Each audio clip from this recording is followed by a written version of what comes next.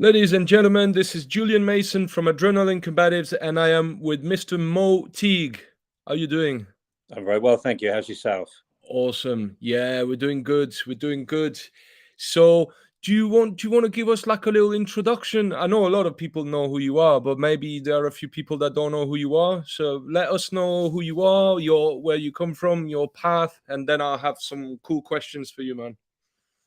A little bit about me. Okay, I'm probably a little bit of a dinosaur in this business now. I've been around, started training martial arts, crikey, 1970, probably around that time. I've been fortunate enough to train with some wonderful people over the years, and joined the military. I was in the military for quite a while, picked up not so much martial arts training, but some really uh, related, if you like, in terms of Mm. real world experiences and things like that. Done a lot of close protection training and uh, getting to where I am now, just trying to stay in the game as long as I can, I guess, and I'm still enjoying it, still like passing on the knowledge. So yeah, that's kind of where I'm at now.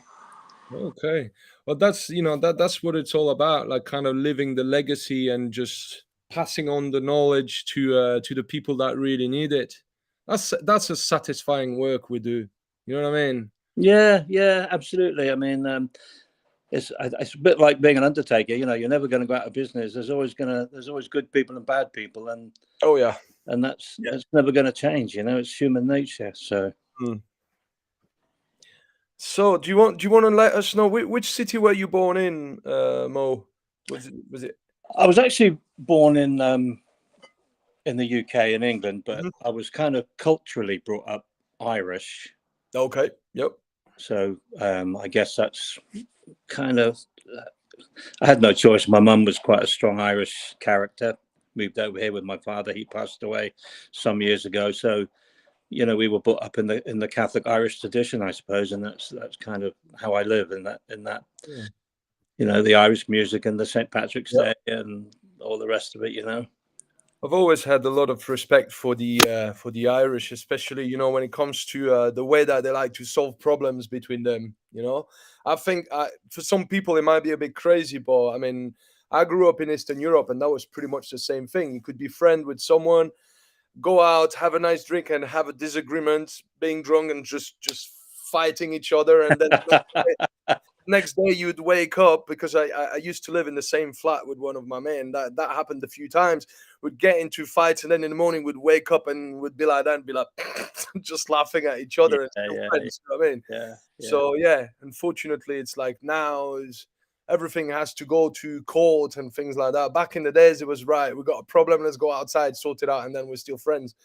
So yeah, the Irish are. They got a good way of dealing with things. I mean, in my Yeah. opinion, anyway. That's my opinion. And the Guinness helps, obviously. The Guinness, yeah, Yeah, absolutely. yes. I had a Jamaican friend that was doing a Guinness punch. I Have you tried that? haven't. A No, I Guinness. haven't. But you It's don't put ideas in my head. yeah, man. I don't drink anymore. I've not touched any alcohol for more than 8 months now, and I'm kind of done with it. It's not doing anything good for me anymore. But when I used to like a bit of Guinness. That was. Yeah, I don't drink anymore. Mm. I don't drink any less. You don't drink any less. All right, you don't drink anymore, and you don't drink any less. Yeah, Yeah. I get it. Yeah. So Mo, what was the first martial art that you got into before you joined the military? What was your first martial art that started you? Shotokan karate. Shotokan. Okay. Yeah. Yep. I graded under Inoida. Mm-hmm. And I was fortunate enough to be around that time when Shotokan was very strong with Terry O'Neill and Yeah, I've heard of Terry. Brennan, and it was kind of the main style in the 70s. So, Yeah. and then I kind of did some judo, some boxing, Mm-hmm. but Shotokan was kind of my thing at the time because there Yeah. wasn't really, to be honest with you, much else. Yeah. So we were lucky. I know I went to my first karate class and there was like 200 people. Mm. Um, and uh, and then like a year later, there was like 6 of us, as I remember. Mm. Yeah, so it was Shotokan, judo, and a little bit of boxing. So mainly the Japanese arts at first. It was, yeah, because like I say, there wasn't really until the Bruce Lee thing happened. Yeah. So I started training just before that became what it became Yeah. initially. Um, and I was lucky enough to live near a naval base, and they had a karate school that was actually Waterloo, and then it changed to, What a real. and then I moved to where I am now in Weymouth, and yeah, so Shotokan, I kind of went off the traditional arts for a long time. I didn't really, so I got into the traditional arts. I was being bullied at school. Like, I guess it's a familiar story for That's people, and they saw it as kind of the magic bullet, and it didn't take me very long to realize I was still getting bullied at school, and mm. karate wasn't really the answer, and I couldn't figure it out. I didn't, and that's when I started kind of looking into, um, what just kind of trial and error, and just kind of trying to work out where the problem was, and Yeah. it wasn't really a physicality. It was more of a kind of a mentality and Yeah. self-belief and confidence. So I probably had the tools because I'd been training for quite a long time, but I didn't have the confidence or the self-belief to apply it. So that was kind of the weakness. Mm. Yeah. So, but and then when we went through the whole reality-based stuff, I kind of, like a lot of people did, we poo-pooed the traditional arts, but now I've come full circle, and in many respects, I see the validity of traditional martial arts again. Yeah. So life is a circle, things move in circles, and we move away, then we move back, So Spiral learning. absolutely, Yeah. absolutely.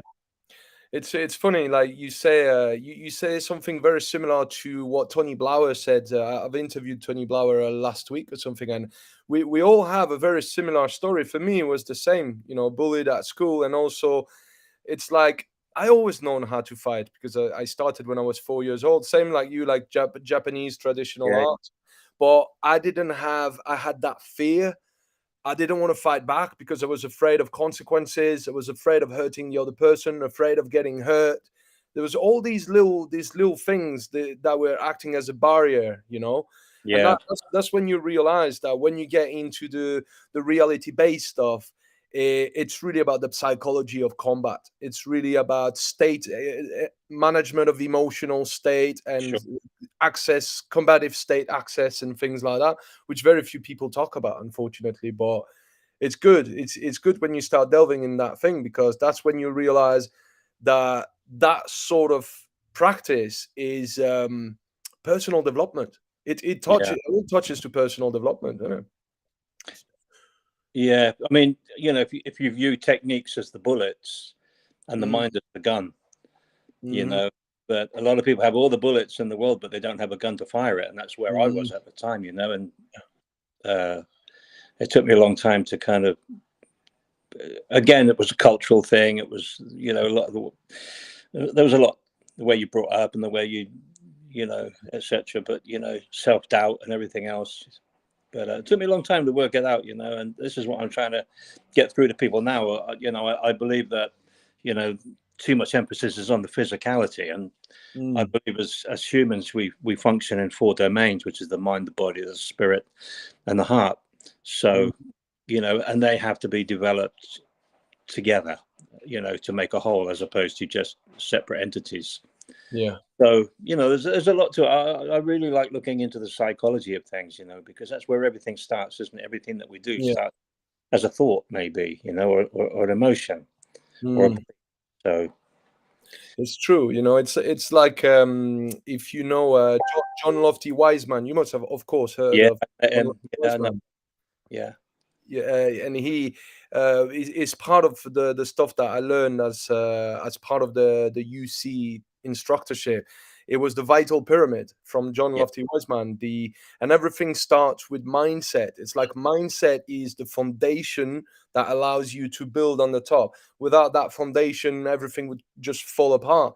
So it's like when you look in a lot of traditional martial arts, everything is upside down.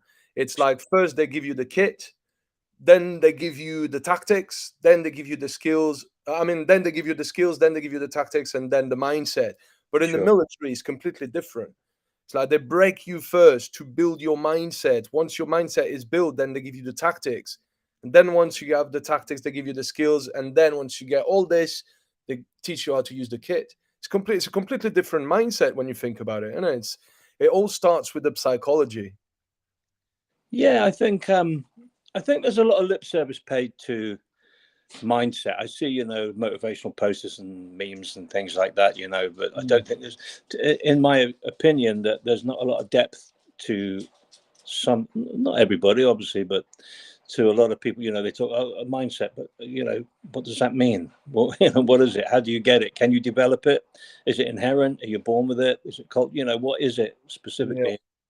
Um, like I say, a lot of people do pay a lot of lip service to certain within the martial arts, and without actually any depth, uh, Mm.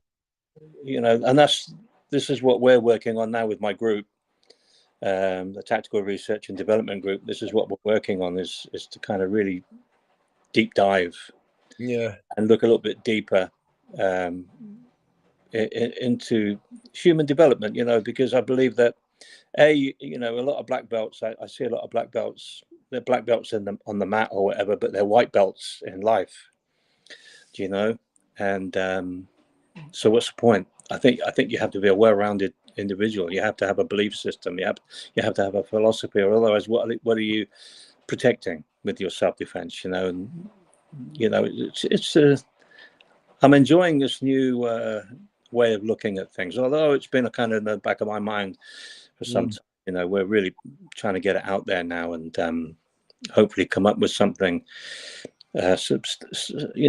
concrete, basically. Yeah. And Huh. When I'm thinking about mindset, I mean, it's stuff that you've been asking just a minute ago, and I'm thinking to myself, that's stuff that I've been thinking about a lot because what is mindset? Are we born with it? I think that some people are born with a more dominant personality, and for these people, the combative mindset comes easier. And then there are people that really need to work on it. Some people they will not fight for themselves, but as soon as you get them to imagine the pain of the loss of of a loved one or somebody hurting their children or something like that, then boom, they switch and they find this antisocial animal, this inner convict, as I like to call it, the inner convict, the inner criminal. Like we all have it, but it's kind of finding a way to locate it and keep it under control. Like and that that is something that's difficult to do because for some people it's difficult to access, and then once they manage to access it, for some people it's difficult to turn it off then. So it's kind of building this mental switch of how do we access this cold clinical aggression on switch and being able to flick the switch on and flick the switch off when needed. This requires a lot of work, and so I think that the mindset is really asking ourselves four main questions: what do we live for, what are we ready to fight for, what are we ready to die for, and what we're ready to kill for. And a lot of people don't ask themselves these questions, never. well, they don't need to. One thing that came out on our recent training camp was a good friend of mine and a very talented martial artist in his own right, or self-defense exponent, Bill Gilmore. Yeah, yeah. Do you know Bill? I've got Gilmore gives Big, rings a bell, but I'm not too sure yeah, what is he doing. he's he brought out a good point recently on our weekend camp. Did you see the in France, I think it was, where the guy ran around stabbing children in there? I've heard it. Yeah, I've heard about You, it. you might it was on the news. It was a big Horrible. story at the time. And people always, like, I think you just mentioned that, if you go for my kids, then obviously people wouldn't hesitate to get stuck in. Well, in actual fact, it's shown that the mothers stood back Mm, when their children were being attacked and stabbed in their prams and whatever, and didn't engage. So it kind of demonstrated you know, a real good lesson there that we always thought, you know, touch, if you touched somebody's children or whatever, you know, but in actual fact that went counter to what people thought would happen. Yeah. And I was quite shocked at that, but yeah, it was shown. It was, you know, because it was caught on video, I think, a lot of it. And that, you know, a lot of people don't have to live in that world, if you like, the one that we envisage. Because statistically, most people are not going to get embroiled in a violent or aggressive conflict. You know, it's for most people. I mean, you've got to think billions of people went throughout today without being attacked. You know, they must be doing something right. Yeah. I think a lot of it, is down to people that probably their personality or their lifestyle. Yeah. I mean, if you're a frontline worker, if you're police or something like that, or military, then obviously your chances are enhanced. If you're security, door staff. Yeah. But I mean, most people don't need, and they don't need the level of training that, you know. I mean, I see you do some good training. Most people aren't going to need that. You know, most people aren't going to need the sort of training that we offer. Yeah. They definitely need. I mean, I think Tony Blauer again is the same sort of thing. You know, you don't need to be a firefighter. You just need to know how to work a fire extinguisher. Yeah. For most people, you know, we're not training firemen. We're just training people to put out a small fire. Mm-hmm.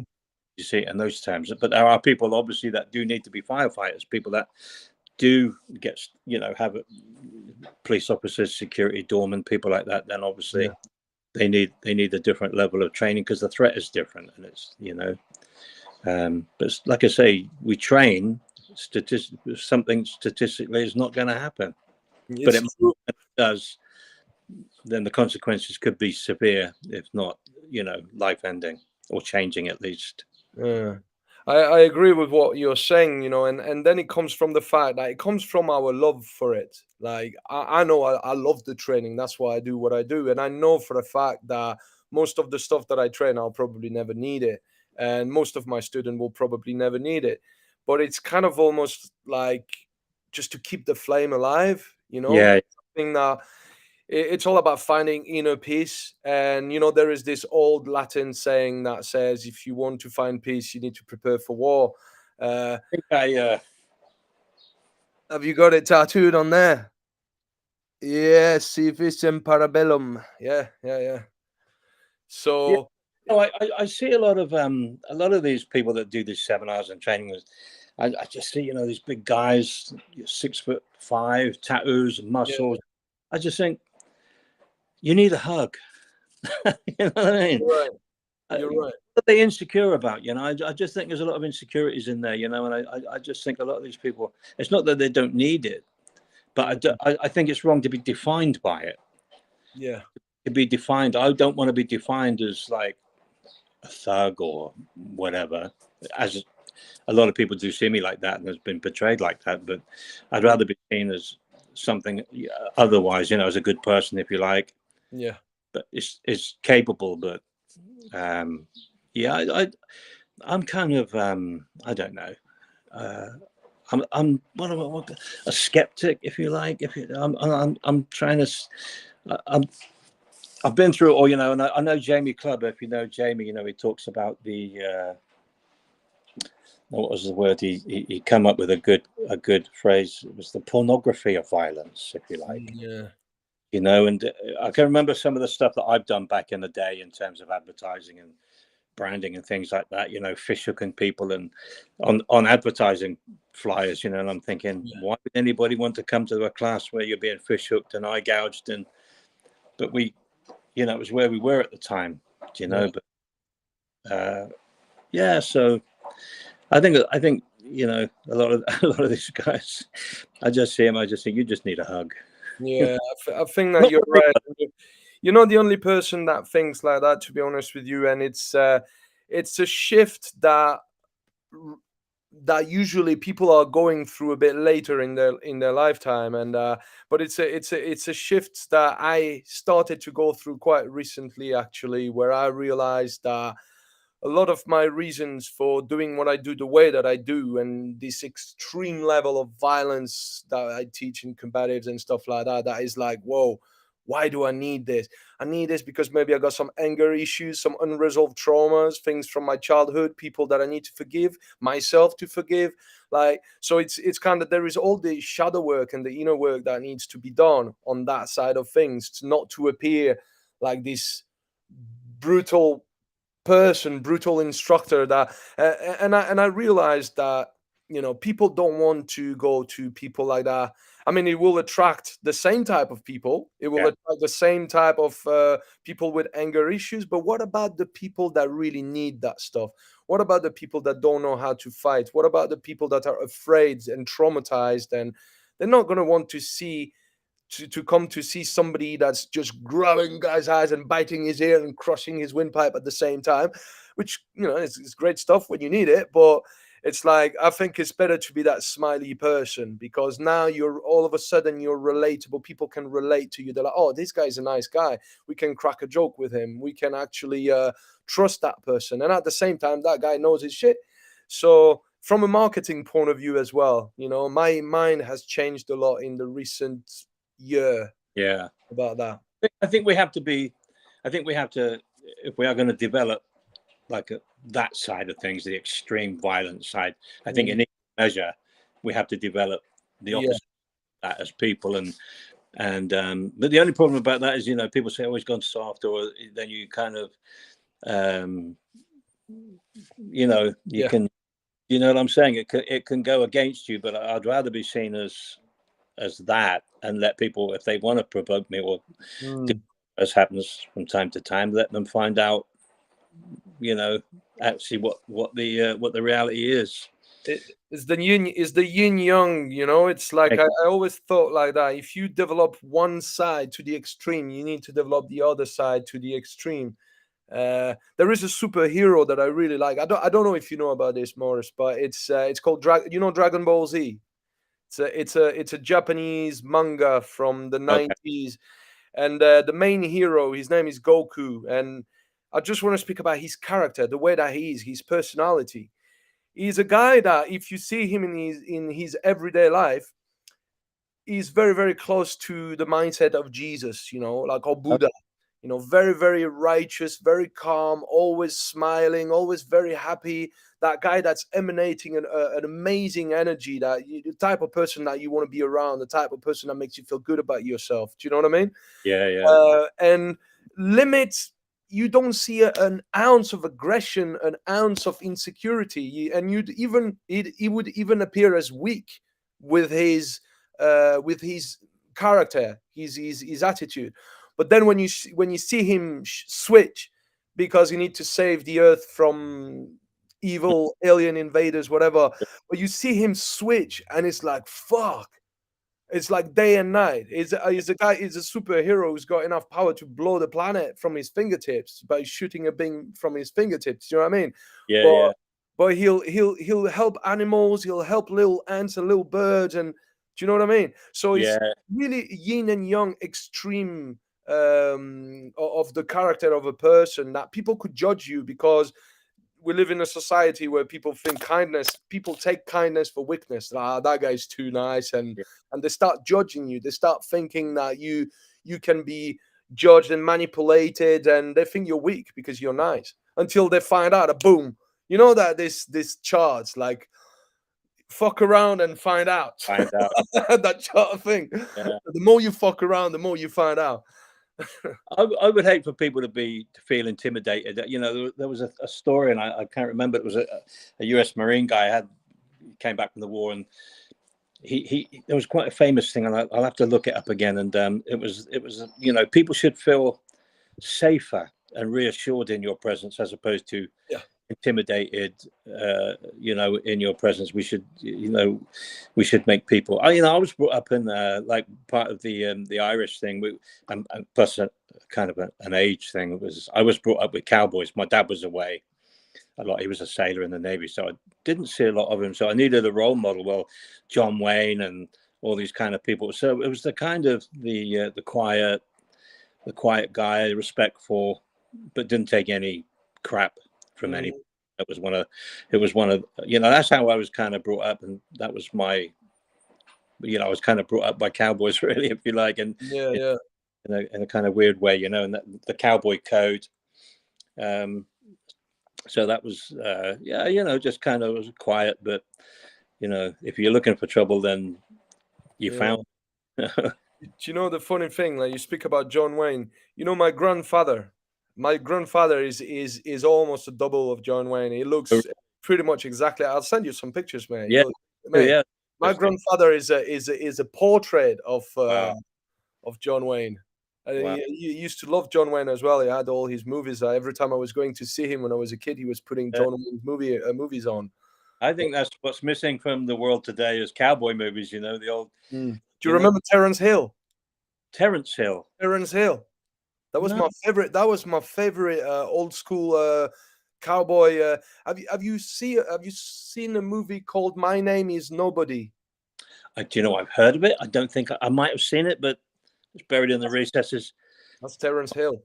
Terence Hill. Okay, that's one I've got to look up then. Oh, it's brilliant, brilliant. My Name Is Nobody, one of the top westerns out there. I grew up with that stuff. Obviously, it's not my generation, but you know what? I grew up with stuff. I surprise people from older generation because I grew up with the same shit they grew up. Because I spent a lot of time with my grandfather when I was a kid. Nice. So I used to listen to the music he was listening to. I used to watch the stuff he was watching to. So yeah, that's good. That's good.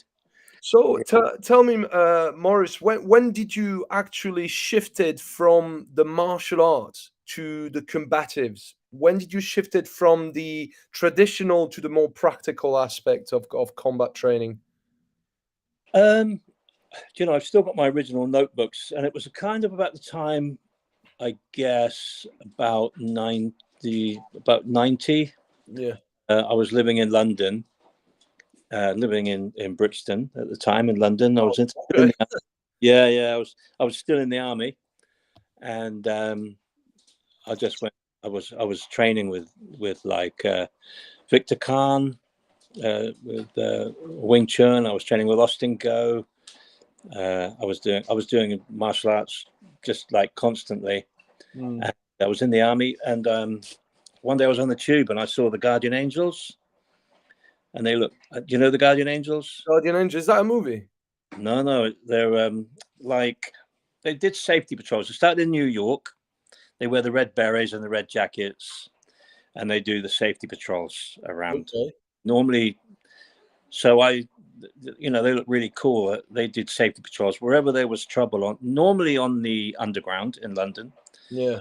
But they went out, they were volunteers, unpaid, and they just went out and they were a reassuring presence on the underground for people that were traveling where there was a lot of attacks on the underground. So they would go on, we would get on the train. So I joined. I thought the training was fantastic. The training was really, really good, unlike anything that was out there at the time in terms of reality-based training. So I was doing reality-based training like before the Jeff Thompson thing came out.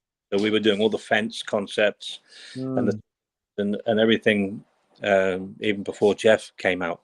At the same time, Fighting Arts magazine was coming out, and there was a lot of good. I don't know if you remember Fighting Arts magazine, but it was kind of ahead of its time in terms of it was Dennis Martin and people like columns in there. It was really good stuff. So pennies started to drop, and I started making notes for myself about what martial skills I had, and then I was working security at the time as well in some of the pubs in London and some of the venues in London and things like that, as well as being in the army as well. It's crazy time. How did you take to that? I mean, right now I don't think they would take it too kindly in the military if you had like a side hustle. Was it all right back then? No, not at all. I had I was also involved in some other nonsense as well. So so it was a kind of a mixed up time. I was working through some things. I'd come back from the Gulf War. Okay. I was trying to work things out, in terms of what I believed. It changed I think war does that to people. It should do. Yeah. You change your outlook and your values and things like that. And I was trying to work out some things. And initially I got a lot of things wrong. And that was when I really got into violence. And then I left the army shortly after that. And then I was really into, working the doors and just it was the time of Jeff Thompson and Peter Constantine and the BCA, the British Combat Association, and it was kind of, and writing for the magazines, and it was a full on crazy time. But we were doing the animal nights and the animal days, we were doing all that. So is it something that you want to speak about? I mean, it's not something that I will force, but if is your time in the military in the Gulf War, is that something that you want to speak about, or you'd rather just not to? The only thing I would say is, in terms of, you realize, I think, you reappraise, you reevaluate, we think things that are important to us. You realize how fragile life is and how quickly it can be taken. And, you see things that were once human beings and things like that. And you just think, some people are drawn to that, I suppose, perversely. Yeah. And, I just kind of, I don't know. It was, every soldier wants to go to war, but nobody wants to really go back. There are the unhinged ones, but once you've been to war, you don't want to go back. Not on that scale. It was a huge scale. It was massive. So. When you think about all this, it's like, as everything is about light and darkness within one's own consciousness. And I remember when I was a kid. I mean, I grew up around soldiers. My father was a soldier. My great grand uncle, my great grandfather as well, was in the military. He's been to the Second World War. So I had a lot of soldiers in my family. And as when I went to grow up with my father in Eastern Europe, that's pretty much we were spending most of our time with the military, with the police, with uniform wearers. And I had this. It was obviously coming from childhood traumas and things like that, because I've been through a lot of stuff as a kid. But there was a part of me that just wanted this. I was, was I fantasizing about the war, like, like maybe I wanted to join how do you call that? Follow my father's footstep, or I was looking at the French Foreign Legion, and I was like, shit, I need to do that. But I don't think I would have done really well, because I'm very rebellious. I got a very rebellious nature, and I don't think I would have done well with order following. And not only that, I'm a very empathetic person. So there are some orders that I just wouldn't have been able to follow. But I was very interested about the skill set and the mindset that it takes to be a soldier. So, and it's all stuff anyway that I've learned with my father, as I was lucky enough to assist my father, providing training for the military in Eastern Europe, in Lithuania, in Latvia, a bit everywhere. So it's stuff that, I learned what I wanted to learn. But now I'm thinking to myself, when I'm a bit older and I understand who is running the world, the type of people that are running the world, what is behind war, all the lies that the soldiers are being taught to just go on enemy. It's not even enemy territories; it's foreigner territory. Like when people say, "Oh, we are defending our home," in my mind, I'm like, "I'm sorry. If you are invading another country, you're not defending your home. You are invading another country." Sure. So. Yes, I had this in my head, where I was very attracted by the sight of blood when I was younger. I was going on those websites, rotten.com, looking at people's head getting chopped up by helicopters. I mean, it's not healthy. You realize it's us feeding our darkness, the dark side of our psyche. We're feeding that aspect. And the more we feed it, the more it grows, like anything. And so that's when I realized, when I was 25, I had that big spiritual awakening that was triggered by a lot of pain and psychedelics. But then I realized that, okay, it's all about the light. It's all about the heart. It's the devil is hiding in the head, but the true God, if you want to call it, I'm not religious, by the way. I'm spiritual, but not religious. The light is inside the heart. So that's when I started to listen to my heart more, and just kind of shut this voice a bit more and listen to that one a bit more. And I realized, as we grew up, because of the mass mind conditioning of this society, we turn into demons, and unfortunately it's a society run by dark entities, you know, that I'm Yeah, I totally agree. I think it's about being being authentic to yourself, and yeah, just connecting with yourself, and but that's what I'm kind of. There's a place for violence, but violence is just a tool now. Whether it's individual violence or violence on a national, international scale, it's yeah, still violence. You're talking about people's lives, mm, and life is precious, and that's one thing that good, going to war made. Well, not that I didn't know it before, but it made me more so. I had a young family, and never thought, I didn't know if I was going to see them again. And all of a sudden, you think, why am I here? Is it for oil? Is it for, why are we here? And like, mm, nobody cares about me as an individual. It's like, why am I here? So yeah, it took me a long time to work. Well, I say if I have worked it out, I maybe come to terms with it. But I had to go through a very violent episode in my life before I could kind of really work things out. So I hope I'm not that person. I still have that capability, obviously, but yeah, not the motivation. change, yeah. Do you Absolutely. do you believe that we have this? Do you believe that people like us have this in our vein, coursing through our vein? I mean, I believe, I believe in my ancestry, and I believe that people like us, I mean, certain, maybe not everyone, but I believe that people like us also have got war in our veins. What do I you think? think there are cultures that are more predisposed to violence, or I there's I mean, you could really go deep on this, in terms of, I mean, we don't need to address these issues at the moment, but whereas in Ukraine or other parts of the world, people have to address it. It's their reality, so. But in the West, we're soft. Well, we are soft, and I think that we should. This is why I think one of the reasons that I do hard training, not just for me, but I give it to my students, is to match that. We need challenge. We need grit in our lives. If you haven't got grit, your wheels are just spinning. You need sparks to move forward. And we need to. I think we have a primal.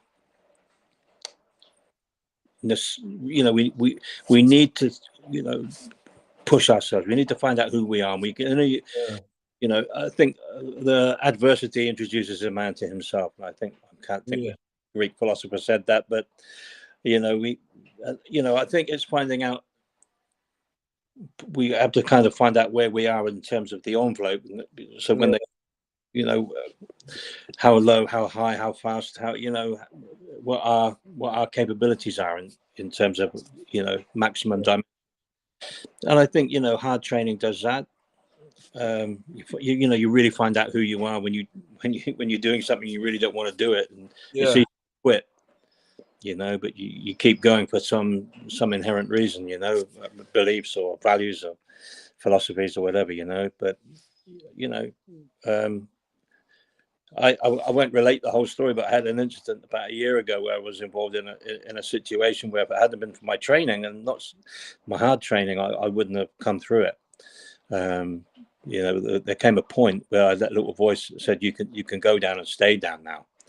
And and then the other side of me that talks to me, no, we don't give up, we keep going. And I Mm, came through it, but that was a kind of a street encounter, if you like. But without my training and without my mindset, and we talked about mindset, I don't know how I would have, whether I'd be here now or not, I don't know. mm, But I think it's really important. Most people don't test themselves. They don't find out who they truly are. mm. And good training um, brings it out. You find out about yourself. It's like a character X-ray, isn't it? It It's is. that's You why I got, say, I mean, yeah, go on. sorry, no, I was just going to say, you got to look deep inside. Yeah, Who am I really beyond the facade? Because we all present a facade. yeah. And but you can't lie to yourself. You can't No. lie to yourself. And Lie to everybody else, but not to yourself. you can't lie to yourself. Uh, that's what I'm thinking. A lot of people in our field say that, you know, there is combat sports and then there is reality based. And I always said to people, like, you know, you need both. You need both because, for example, ring fighting, like fighting on the ring or inside the octagon or in a cage, will give you an experience that you'll never be able to reach in the street self-defense context. It will push you to a certain point that you even with, and I mean, you know, if you're smart and you're good at reconstructing scenarios and simulations and scenario training and all that stuff, you could definitely get to very close to reality with full contact simulations, with role play dialogue and all that stuff. But it will not take you as far as a solid Muay Thai fight or a Oh, solid MMA fight. yeah, yeah. And unfortunately, there's a lot of people that say, "Oh, the sport is the sport, the street is the street," which they are right. But you need both. In my sense, you need both because one will give you all the attributes and the mindset and the agility and all the physical and mental attributes that you need, and the other one will give you the understanding of violence, the psychology, the preemption, the mindset, all that stuff. And it's kind of almost like the yin and the yang of combat that needs to be put together in order to have this complete circle. And I don't know what do you think about this, because a lot of people go like, oh, we train for the street, you know. Got a lot of Krav Maga people, Maurice, that go, we train for the street, like we don't train for the sport, it's for the sport. Do you know what I mean? Sorry, mate. I've just got to put my phone on charge, so I've got to move No problem. where I am. 2 seconds. Right. Yeah. I mean, I think that. Yeah. I totally believe in the kind of sport performance side of things to develop the correct attributes. You know, fear management. You know, all that kind of stuff. You know. Yeah. I'm a big believer in that. I don't know. I mean, it's like I said to you before. You know, it's like most people don't need. They need that fire extinguisher. You know, I mean, I think you can really get across in maybe a day or a weekend enough for most people. And I guess it's a trade-off. You know, sometimes a little knowledge is a dangerous thing, and then at the same time, a little knowledge might just be the precise knowledge that you need to prevent or get out of a certain situation. So. Yeah, I don't think it's. I don't know. Again, this is some of the things I'm trying to work out. You know, how much training is the right? What's the right training? How much of it do you need? You know, because I think, you know, I mean, you hear about old ladies beating off muggers with like their handbag or an umbrella or something. You know, Yeah. I think it's true to say that more people. I think this would come from Tony Blair. I believe that more people defend themselves out of a sense of righteous indignation. Yeah. Than the people that have had training. Mm. So I guess, you know, it's not one thing. It's every situation has to be judged on its own merits, I guess. You know, sorry. Yeah. No, go on. Sorry. Well, it's I said it. You know, it's like there is a sportive platform where we touch glove and we're like, okay, we're going to try to hurt each other now, but it's in a controlled environment and we're not trying to kill each other. Could have accident do happen, I mean, but that's not what we're trying to do. And on the other hand, there is this combat that starts and develops from an emotional platform where we're like, oh shit, I don't want to be here. It's not consensual. You robbed me of my choice. I just want to go to my wife and kids. You want my wallet or my car, or you beat me up or kill me or rape me or whatever it is. But I don't want to be here. So it's completely different when you think about it. It's a different platform. And if people only train for the sports platform and they don't understand the psychology of violence and the physiological factors, the adrenal dump, all the stuff that's going to come into play, then they might have a big surprise. And equally, people that only train for the streets, that don't want to train for the sportive platform, they'll have a big surprise as well. So, yeah. I was going to say that there are so many variables in terms of violence. You know, it's not one. We envisage these scenarios and we train for these scenarios, but there's just so many variables that you can't train for every situation. I think I think you have to build the person up first, and just know, you have to know what your boundaries are, what your beliefs are, what your philosophies are, what, whether you'll take any crap from anybody, or that you can call me this, but don't touch me,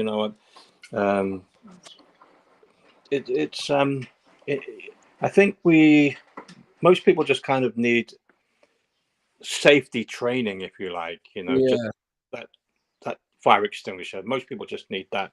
But like I say, if you're going on the doors, or you're a police officer, you're a street patrol officer, or you're some elements of the military or whatever, then I think obviously you need different training. I think it's you've got to understand violence. So I would say that training bridges. So like I say, I was attacked last year, just over a year ago. Without my training, I wouldn't have come through it. So that was the validity of my training. So certain people without training, say, size is a technique in its own right. So you've got a guy 6'5", whatever.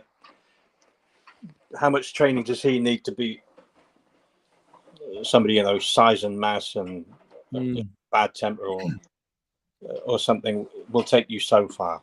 So basically what I'm saying is that you might have the size attributes or the background attributes without any training to be, say, 50% of people in a right? But that still leaves 50% of people. So your training would fill that gap, but there's still always going to be 10 or 20% of people that you've got no chance. But you're minimizing your chances of meeting those people. And again, different circumstances in terms of lethal encounters or just pushing and shoving. We try and train from what we call the drunk uncle. Okay. So party, you've got to have the skill set whereby, somebody like is a family member, but they've had a little bit too much to drink. But you don't want to be mouth ripping and out gouging them and headbutting, stomping them on them. You need the skill set. You need the verbal skill set as well as the social skill set. Yeah. And the obviously hands-on physicality comes last, but you need the how to control people, as well as the other thing. And you've got multiple opponents. You've got multiple opponents with weapons. You've got bladed weapons, firearms, impact weapons, projectile weapons. You've got environmental issues to deal with. This I just think you need to basically you just need to be able to hit hard and know that it's impact. That's why we base everything on boxing, really. That's our base. Amazing. I love boxing. We just base everything. You've got good hands, but if you're basically, we always say, if you're going physical, you've probably mismanaged the situation, or you've made an error. A judge probably gone to the wrong place at the wrong time, or maybe said something to somebody the wrong way. Maybe you're having a bad day, whatever it could be. Like I say, so many variables, but once you've got yourself into a situation, you've got to try and get out of it. Well, I would just, to me personally, hit hard, just kind of with attitude. And this is what I'm saying. A lot of people that do the kind of reality-based training, they don't actually develop anything to any level. I think personally, we spend a lot of time hitting pads. Just hitting pads. It's not really commercially viable per se, but good hands will beat most people. And get you out of most situations. Oh, it's true. You see what you were talking about at first. It's very similar to Richard Dimitri. Richard Dimitri, who's also amazing in what he does, and he's always talking about the difference between social violence and antisocial violence. And that's what you were saying at first. If you got to deal with your drunk uncle, obviously you don't want to start ripping his ear and fish hooking him and doing all that stuff, because that's social violence, social settings, and that's where a good level of de-escalation tactics needs to be applied. And so what do you think about this, the fact that a lot of people in our line of work do not spend enough time really breaking down de-escalation tactics, like proper de-escalation tactics. And what I say is that the best form of de-escalation tactics comes from customer service, because the customer service people, not only do they want to they want to de-escalate the situation, they also want to sell you some shit. So Yeah. they'll try every tricks in the books to Sure. agree with you and to reverse psychology and to do all that stuff. So is that, if that's something that you also go in depth into with your student, how to de-escalate and the various tactics that you would use to de-escalate a potentially violent situation? Okay. I should point out that I don't really go into depth in my classes that I run, but on my tactical research and development group, that's where we go deep. Okay. But we kind of, the other thing is just kind of fitness conditioning and pad hitting and things like that. A bit of physical resilience and mental toughness, etc. The tactical research and development group, that's when we deep dive, and I think that's where we would teach that sort of stuff. And I know that we've got it planned. We've got a camp. I say a camp, a weekend training in December is our next one, and somebody's asked if we can cover that in depth. So that's one of the topics we will be covering. So I think, again, it's something that you don't see very much of. People kind of, again, pay lip service to it, but not actually people are not actually really being given any tools or any protocols, or that's something that we are aware of and do cover. Yeah, absolutely. That's cool. So if you had, let's say, if you had 2 hours with somebody that you never met before, somebody that's never met you before, and somebody that's got no experience at all in the martial arts or anything of such, but somebody, let's say you have this 40-year-old woman that has been victim of domestic abuse by her husband for the last 5 years, and she's had enough, and she's coming to see you to teach her how to defend herself. Would you actually focus on something physical straight away, or would you maybe emphasize on the non-physical options, like? Listen, man, it's not about physicality. My daughter won't mind me saying she was junior British Thai boxing champion, and yet she was in an abusive relationship at one time. I mean, like I say, Thai boxing is a tough sport, and she was British champion, and it didn't come down to the physicality.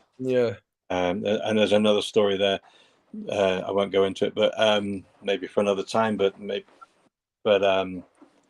it's there's. I don't think that to that person, I would try and put them in touch with the right agencies and resources, things like that. I would try and get an idea as to what options they have, what their story is, etc. But in terms of physicality, no, I don't think that's anything that would be relevant, really, to be honest with you. I think it's more about the inner person, trying to get them to speak to the right agencies and the right people that they get out of that relationship.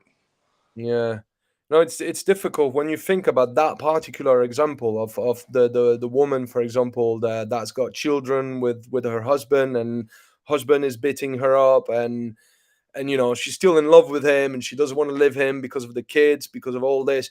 I mean, when you look into these stories, it's like, fuck, man. Everybody's saying, but just live that idiot. But it's much easier said than done for them. I mean, it's like, it's a difficult situation for them to be in, for sure. And it's I know it's something that we did cover on our last weekend. We had we did actually do a presentation on that. Do you know Andy Gibney? I don't know if you know Andy Gibney. You should. He's sure. Yeah, he's one of the top JKD people in the country. Okay. Good friend of mine. Yeah. And we did a good presentation. And Jess and the girls from Amazonia. Of course, Jesse and Claire. and Claire, they were there, you know, and I know it's something that they feel passionate about, that side of things, domestic violence, Yeah. etc. You know, and it's definitely something that we touched on quite in quite depth, actually, and something we discussed. But is it in our remit? As I don't know if it's in my remit. This is why I would say I would pass somebody like that on to the right agencies and the right people, basically. You see, this is where, I mean, that all that type of thing got me thinking recently that the direction where I want to go is what I'm doing. And now I'm thinking to myself, shit, you know, there are different branches. It has to just Oh kind yeah, of, the trunk has to separate in different branches like a tree, because my trunk, the roots is okay, traditional martial arts, combatives, and all that hardcore combat.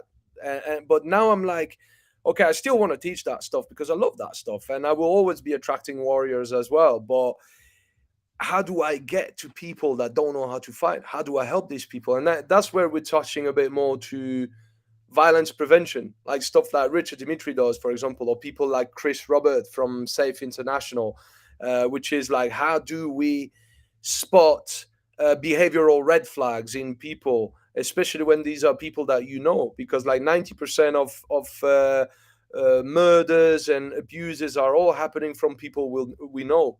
yeah, So it's absolutely. like, oh shit, all of a sudden I'm teaching to eye blade somebody an elbow and do all that stuff. And all of a sudden, man, I can't do that to my uncle. I can't do that to whoever, if it's part of my family or friend, because all of a sudden that's different. The, Yeah. the emotional platform is different. So I think it's still self-protection. It's still called self-protection, but it's a different branch of self-protection. Well, you know what? You know, if you're gonna, in terms of depth and breadth of self protection, you know, I know a lot of guys that espouse safety and everything else. Then they get in their cars and drive like idiots. Yeah. Don't put on a seatbelt. They eat and drink too much. They take drugs, etc., etc. You know, so what is it about? You know, how, people trying to identify as, you know, I always used to say, why do people do Krav Maga? Because they want to be seen to be, you know, they like the T-shirt and they want to be seen wearing the T-shirt. It's like people that wear their karate gi or their dobok in Yeah. or the pub. They, you know, they want to be seen to be doing it. You know, it's how they want to be seen. And Once again, it's insecurity, isn't it? yeah, that's what I'm saying. They just need a hug. You know, some people come on, let's have a chat. So yeah, it's the psychology of it that fascinates me in terms of human behavior, not just in all terms, really. You know, Mm. why do we do the things that we do? And yeah, so but it's a vast. You know, you could go off on tangents, but ultimately, I think you've still got to be able to have a good scrap, a good tear up. You've got to Oh, be able to yeah. take a punch and good and give one as well. You know, so yeah, it's as like I say, I do go off on tangents. I think I'm well known for it. You know, I started, I lose my thread sometimes, you know, because I'm passionate about this. And but you know, you could go off on a tangent on a side issue, but ultimately, it comes down to, can you bang? You know, Yeah. really, and you've got to put a lot of work for that. And most people are not prepared to do. I always say, you know, it's better to be a student of reality than a master of deception, or a master of, Yeah. you know, you think what you're doing is right, but it's deception's not the right word. Mm.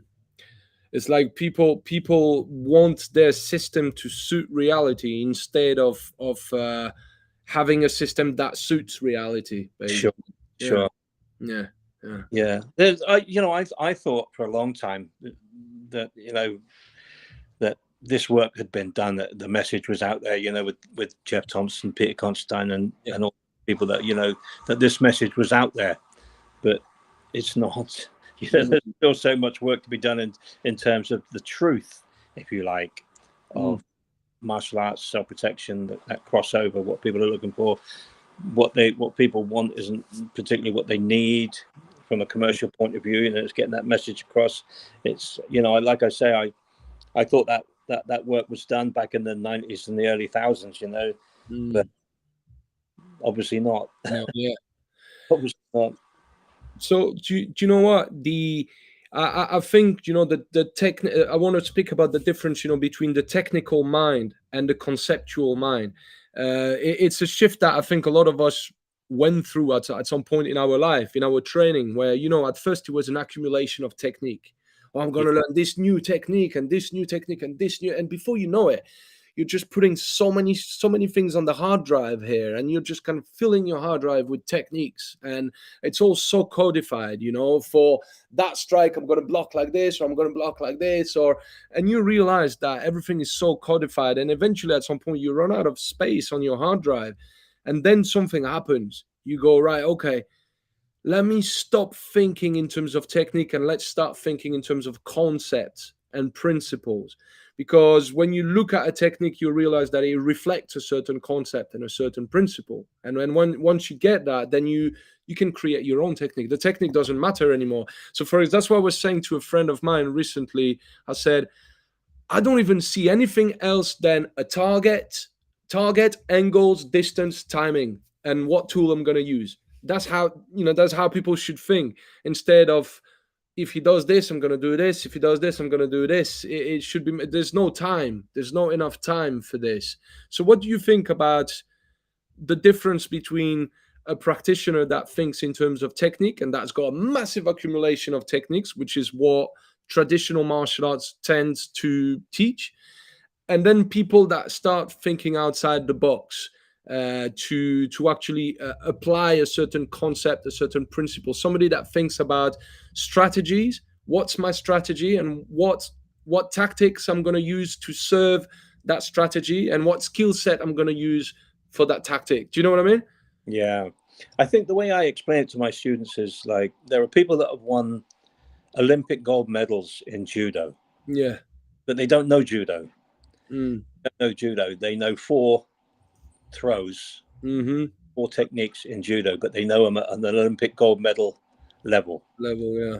You know what I mean? You don't need more. You don't need the whole of judo to win a gold medal in judo. You just need Mm-hmm. a game plan, and you need to have done thousands and thousands and thousands of reps. Mm-hmm. And I think that, like Bruce Lee said, it hits by itself. Yes. There's no thought there. Yeah.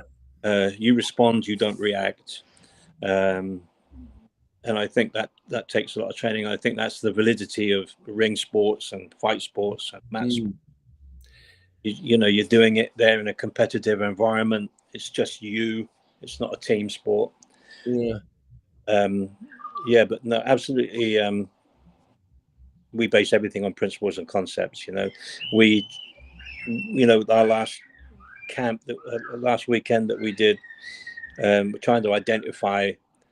It's not more. We want to try and identify what's the minimum that we need, and to what level does it need to be. How do we train it, and to what level? That was the questions that we asked on our last training weekend. What do we need with a minimum? How do we train it, and to what level? Yeah. So, you don't need more. You just need, not that you don't need less. You just need the right tools for the job. Right. Yeah, absolutely. And and I think a lot of that comes from what goes on in here. You've got to understand it. You've got to understand it from a cognitive. You've got to understand it. Why am I doing this? Why do we do? Ask questions. Why do we do this way? And not believing the hype, not believing that people got a better website, or people got a name that maybe, I don't know, built on BS. Seeing through it, and also, I think that what I want to be able to do, what I would like to be able to do, is comment on people within the community without people taking it personally, and openly. And because I see a lot of things. I think I did reply to one of your comments. It's just like, well, look, if you've got an issue, name names. Let's put it out there. Let's be brave. And if you're not happy with somebody, I got tendency to try to stay away from drama and from. I'll just put it that way. there's always going to be people out there that we won't agree with, and then there are people that are indirectly insulting you, and they're talking about you. It's like an Yeah, indirect fuck you to your face, and yeah, that's if I remember well, that's what was the case. And if I start naming name, then that's just me just throwing on a war. It's never gonna stop. Do you know what I mean? And the thing yeah. is that I'm gonna have some people agreeing with me, and then I'm gonna have some people Of course, against me. of course. So, I mean, I'd rather just stay away from negativity. And sometimes I'm upset, as you've seen. Sometimes I'm upset, and things come out, and I Yeah, just actually removed that post because I was like, yeah. it's not even worth it. Do you know what I mean? I'm the same, but I think if you put stuff out there on a social platform, Mm. then you're open to good and bad. Oh yeah, And I don't mind it, as long as it's constructive. I yeah. people, if you can show me a better way, I'll use your way. I'm the same. Yeah. This is where I'm at right now. If you can show me a better way, as long as it's not personal, Mm. I think we should be able to communicate as a group to make things better. Sure. So if I said like, "Oh, Julian, I really didn't like what you did," you're not going to go, "Oh, you're an arsehole," You just go, "Oh, can you show me something better?" And I'll go, Yeah. I'll ask you why. Yeah. "You can," Yeah. and not taking it personally. I know, my ego allows me to be Mm. for people to say to me, and I've done it many times. That, why don't you do it this way? I mean, I've had kids show me stuff, right? Mm. Yeah. Because kids are great, because kids will go, "Why are we doing this?" And you go, "Because back in the day it used to be because I said so," you know. But kids will kind of go, yeah, why do we do it that way? And they go, "Why do we do it this way?" And go, "You know what? You're right. I know you're only 10 years old, but you're right." Mm. And Yeah. you know what I mean? It's that one of the things I live by is open mind, open hand, open heart. Mm-hmm. Having an open mind, you're letting things in as opposed to having a closed mind. Yeah. So I can't even remember how we got into this. I mean, no, we're just saying like the thing in this industry is there's a lot of ego, and the thing is that I'll tell you what, we all have ego. That's what it means to be a human being. It's I have ego, you do, we all do. But the thing is how do we? Okay, let's just put it that way. Do you remember when I was speaking about the light and the darkness Yeah. within our consciousness? There is the negative voice and the positive voice. The negative voice comes from your lower self or your ego, and your higher self is the positive voice. That's generally not as loud as the negative voice. Yeah. So when somebody does something that you don't like, the negative voice in your head is going to say, fuck this guy and this and that. You're going to start to be really raw in your head, especially if you don't like to take shit, because I'm the same. I take no shit. I don't like to take shit more. Do you know what I mean? So in my head, I'm like, motherfucker. Do you know what I mean? That's how I speak in my head. But will I allow myself to let this out on the open for people to hear and see? No, as much as I can, no. And that's where I recognize that I do have an ego, because there was obviously that voice in my head. But did I let that voice out? As to the best of my ability, I didn't, and that was me keeping my ego in check.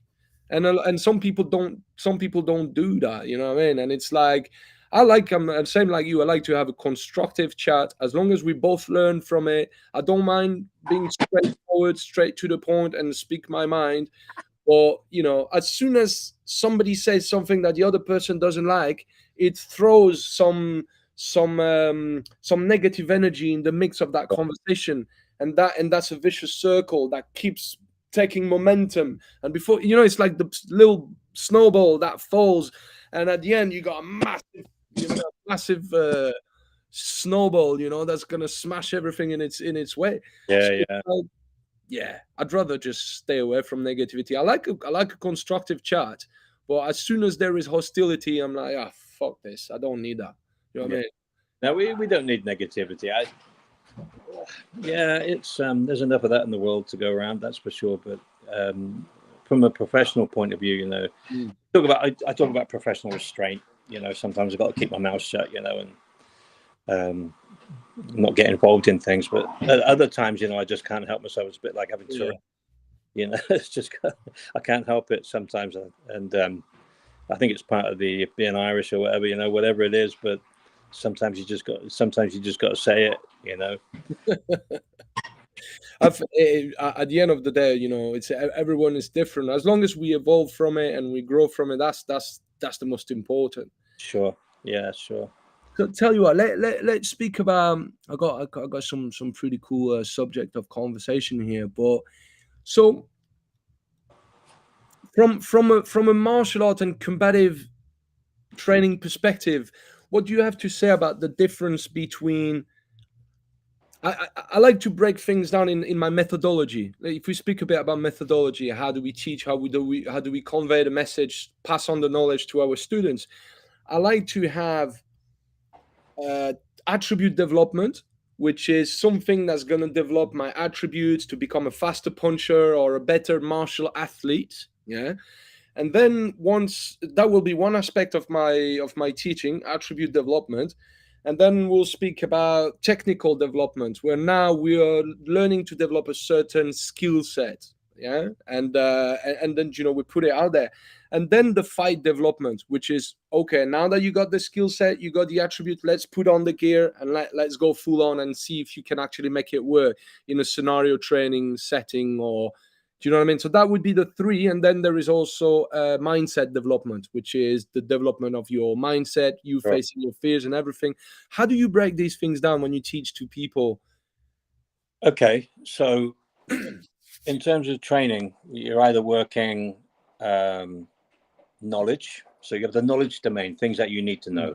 You need to know the law, the psychology of violence, etc., etc. So you can only do what you know. So, you know, I spend maybe too much time talking sometimes, although I am aware in a class, you know, sometimes some people think that talking isn't training. And I quantify that just by saying, look, you have a knowledge domain. There are things that you've got to know. You can only do what you know. Yeah, yeah. Then there's the skills and drills, things that you need to be able to do. Then there's the level that you need to be able to do it. So attributes. So how well you do it. So like most people, I think this is where most people come unstuck in terms of attributes. They can punch. Can you punch hard enough, fast enough? Are you accurate? I'm incorrect. This is where people fall down, you know. And then you've got the tactical domain. So the four areas of training. Now you might that would be the four main areas of training. So there's the skills and drills, the techniques, etc. The attributes, so fitness and attributes don't forget, are not just physical. You've got mental attributes, spiritual attributes, emotional attributes, and I think so. You know, there's the mind, which is the thinking. There's the physical, which is the doing. There's the heart, which is the feeling. The spirit, which is the being. Because we are human beings, and you have to develop all four, and in equal measure. Some people are just physical people. I think to be, if you like, a modern samurai or warrior, whichever way you want to put it, they were artists. They were, you know, they were great warriors, but they also had the other side that we talked about before. Yeah. I think everything starts inherently with asking the question of who am I and why am I doing this and why do I need to do it? You know, so the, you know, but so you've got the four domains of the human dimension, and then you've got, in terms of training, the thinking, the doing, and then you've got to the knowledge, the skills and drills and techniques, the attributes, which is how well you do it, Yeah. and the tactics. Again, people talk tactics and they haven't got a clue what they're on about. So even in even in the believe it or not, in the army, you know, they kind of talk about tactics, and they don't. It's not actually stated what exactly tactics are beyond a kind of, you know, an outline. So people talk about tactics. What are they? But these are the four areas of training. You can also have a fun.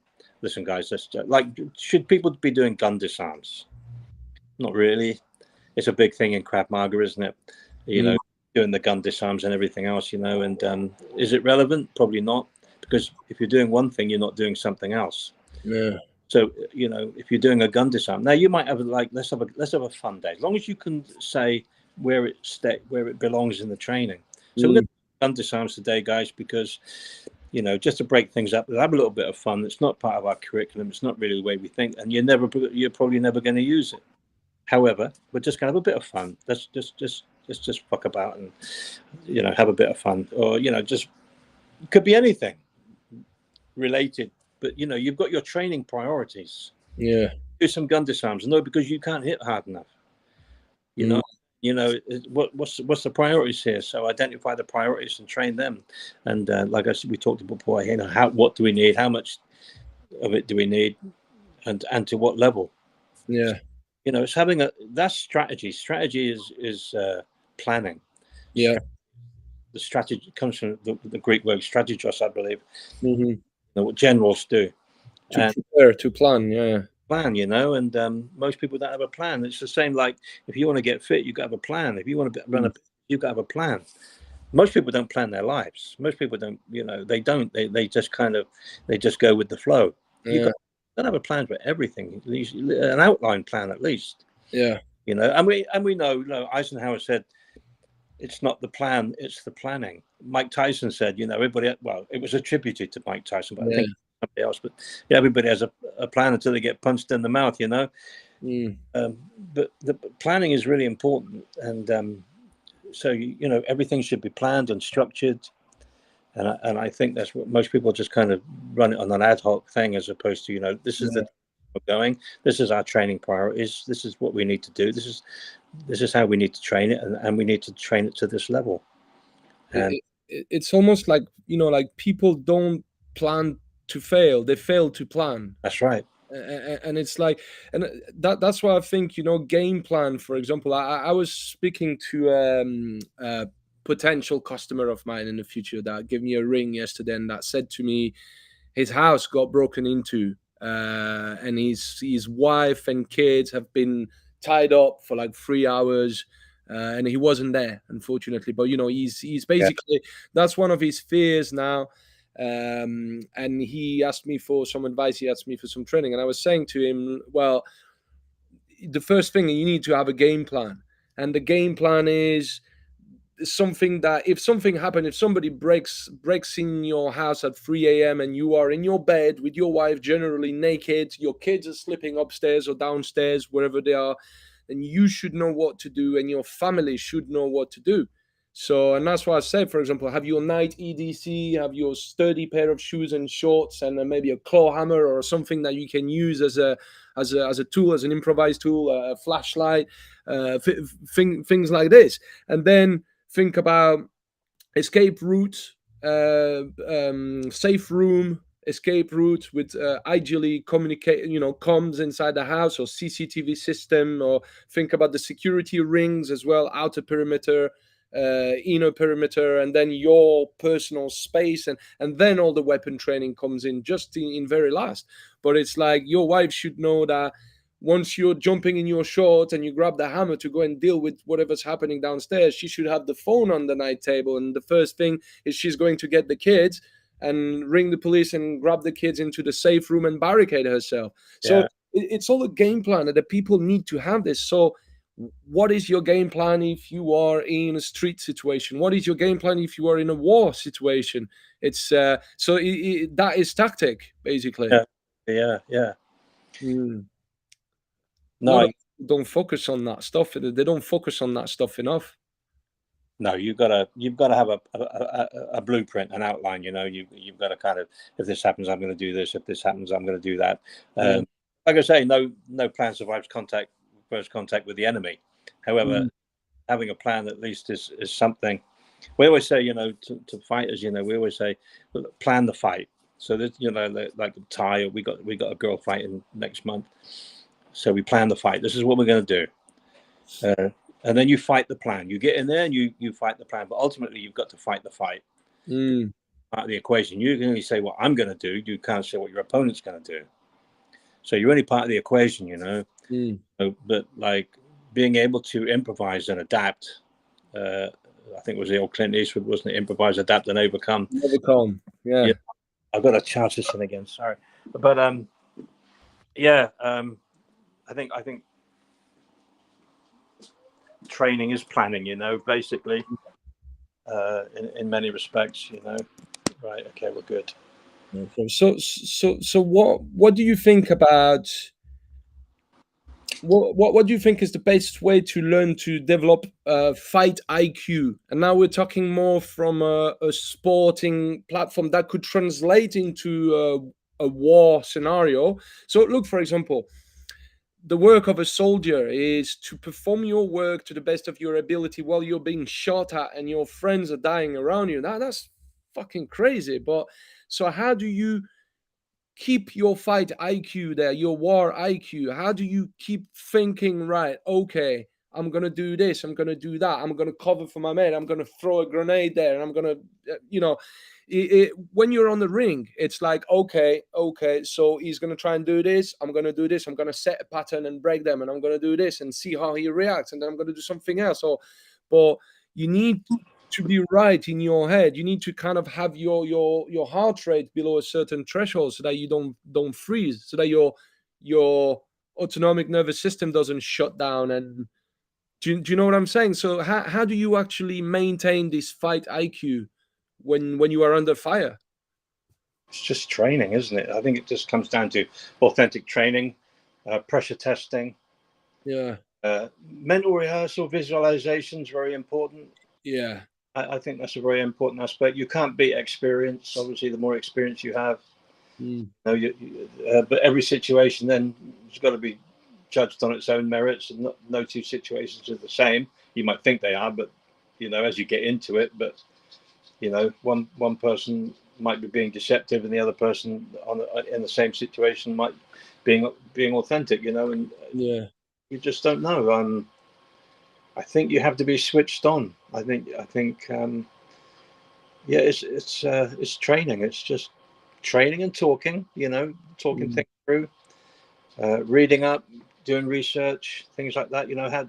What did other people do in these circumstances? What did other people do? I think yeah, we learn from anecdotal evidence and things like that, and relating. I like to read a lot of things. About people. I've been fascinated by people who came through hardships and yeah, situations. Put myself in there. And most of the times I think I would not have come through that. People that survived prison camps, um, horrendous ordeals and things like that, being stranded at sea. And I just thought, man, I don't know. I knowing myself, and that's what I'm saying, beyond all the BS that we tell ourselves, I just think, wow, there's some people out there that just, you can take great lessons from people. I like reading mm, people that have pushed the boundaries, people that climb mountains, yeah, people that prevailed in circumstances, I just thought, wow, that's incredible. And I take a little bit of inspiration from that, but it humbles me, I think, because I think the defining characteristic of a warrior, if we can call it that, is humility. yeah, I mean, that I see a lot of false humility from people. Genuine humility is the defining characteristic of the warrior in peacetime. You know, mm, but also having a quiet confidence based on good solid training. When I was working the doors, I was unbeatable because I was training hard. I was doing I tell my students now, I used to squat against the wall mm, for an hour. This was after my workout. I would just stand against the wall, like that, close to the wall, and squat for an hour. No breaks, no water, no music, no distractions, and just make myself stand. I did it every day, and for an hour. yeah, And I used to look at people and go, you just haven't trained the way I've trained, and you just can't beat me. Because if you look upon it, if I'm running a martial arts gym as I was at the time, number one, I used to say to people, if I get beat, I close the gym, because I can't teach self-defense, self-protection standing there with a fat lip and a black eye. mm, So I had my gym nearly 30 years. I've never had that. But I used to look at people, you haven't trained as hard as I have. I'm, without being arrogant, I was confident, I was capable, I was strong, I was lifting the weights. People look at me now and I'm an old dude now, but back in the day, I was pushing the weights and training, all the time, and animal nights. And we were really, seminars every weekend, working the doors, doing all sorts of crazy stuff. Yeah. Yeah, so it's yeah, I just think to be more, you've got to do more. You've got to do more of the right stuff, Mm. you know, and not be. I judge myself against like people that I respect and look up to, and you know, I don't. I that's how I kind of hold myself to a standard. You know, the Mm. military gives you that, you know, and then training with people like Richard Pastillo or Inoida or some of the great names, you know, Mm. so people like this that you know, I've been fortunate to train with that, Mm. you know, there's a standard. And you know, although Richard Pastillo's passed on now, I still see him over me sometimes going, no, you've got to do better than that, you know. Mm. I say to my students, you know, I owe it. Like if I'm teaching Thai, I said, I don't set the standard. Thai sets the standard. Thai is Thai. Yeah. Training at that standard, it's not Thai. I always remember, like, I was part of a group, quite a well-known group, and I was part of a instructors conference, and we were putting together the syllabus, and they were putting together it was a JKD group, and they were Mm-hmm. putting together the syllabus for Thai, and they put it all together, and at the end I said, where's the sparring? Oh, no sparring, everything's on pads. I said, well, you can't call it Thai. Mm. Muay Thai. You can call it Thai training methods, Mm. you know. Well, we don't like to spar because people get hurt. Well, it's not Thai, is it? You know, you can call it Thai training methods. And then we had a big fallout over that, and I left the group basically over that issue, you know, because they were the people that you're not allowed to speak out against the chief instructor, or Yeah. you know. So It's like what we were speaking about earlier on. They were only focusing on the attribute development and the technical development, but not on the actual fight development. sure. It's like I don't make people spar if they don't want to. I just go, well, yeah. because a lot of people come to have their own reasons for training, you know. Mm. I don't want to spar. Like, fine, that's fine. You don't spar. That's it. It's fine. But no, you won't be. Yeah. You know, you won't be what you could be and should be. But as long as you accept that, people that want to spar, they spar, and people that don't, they don't. You know, one thing that I found really helpful with my sparring is play spar, so light play spar, because I realized, because I've had a lot of anger issues when I was younger, and you know I couldn't, if I was sparring and somebody was starting to hit me too hard, that just turned into a fight. Do you know what I mean? And Yeah, yeah. so I had I've had a bit of problems in the past for things like that. But then I met some really cool people. One of my best friend, his name is Panikos Yusuf. He's a three-time world champion in Thai boxing. He fights in one championships. Well, one of the top fighters in the world. Very very nice guy. Very dear friend of mine. Very pure-hearted, very calm, very relaxed. He's the type of guy that will be sitting at the back of the room. You won't even notice he's there, but he's Yeah. a fucking killer. He's an absolute machine. Uh, and he was saying to me, play spar, you know, just train yourself to have the speed, but without the power. Take the power away, but maintain the speed and the agility and everything, but take the power away and try to really focus on the body mechanics rather than leave the aggression and the power out for now until you get to know the person you're sparring with, and then kind of incrementally gradually add the power, like a dial that you would Okay. dial. Yeah. Dial it up, dial it down. But the ties will often spar without gloves and without shin pads, and they'll just Yeah, play.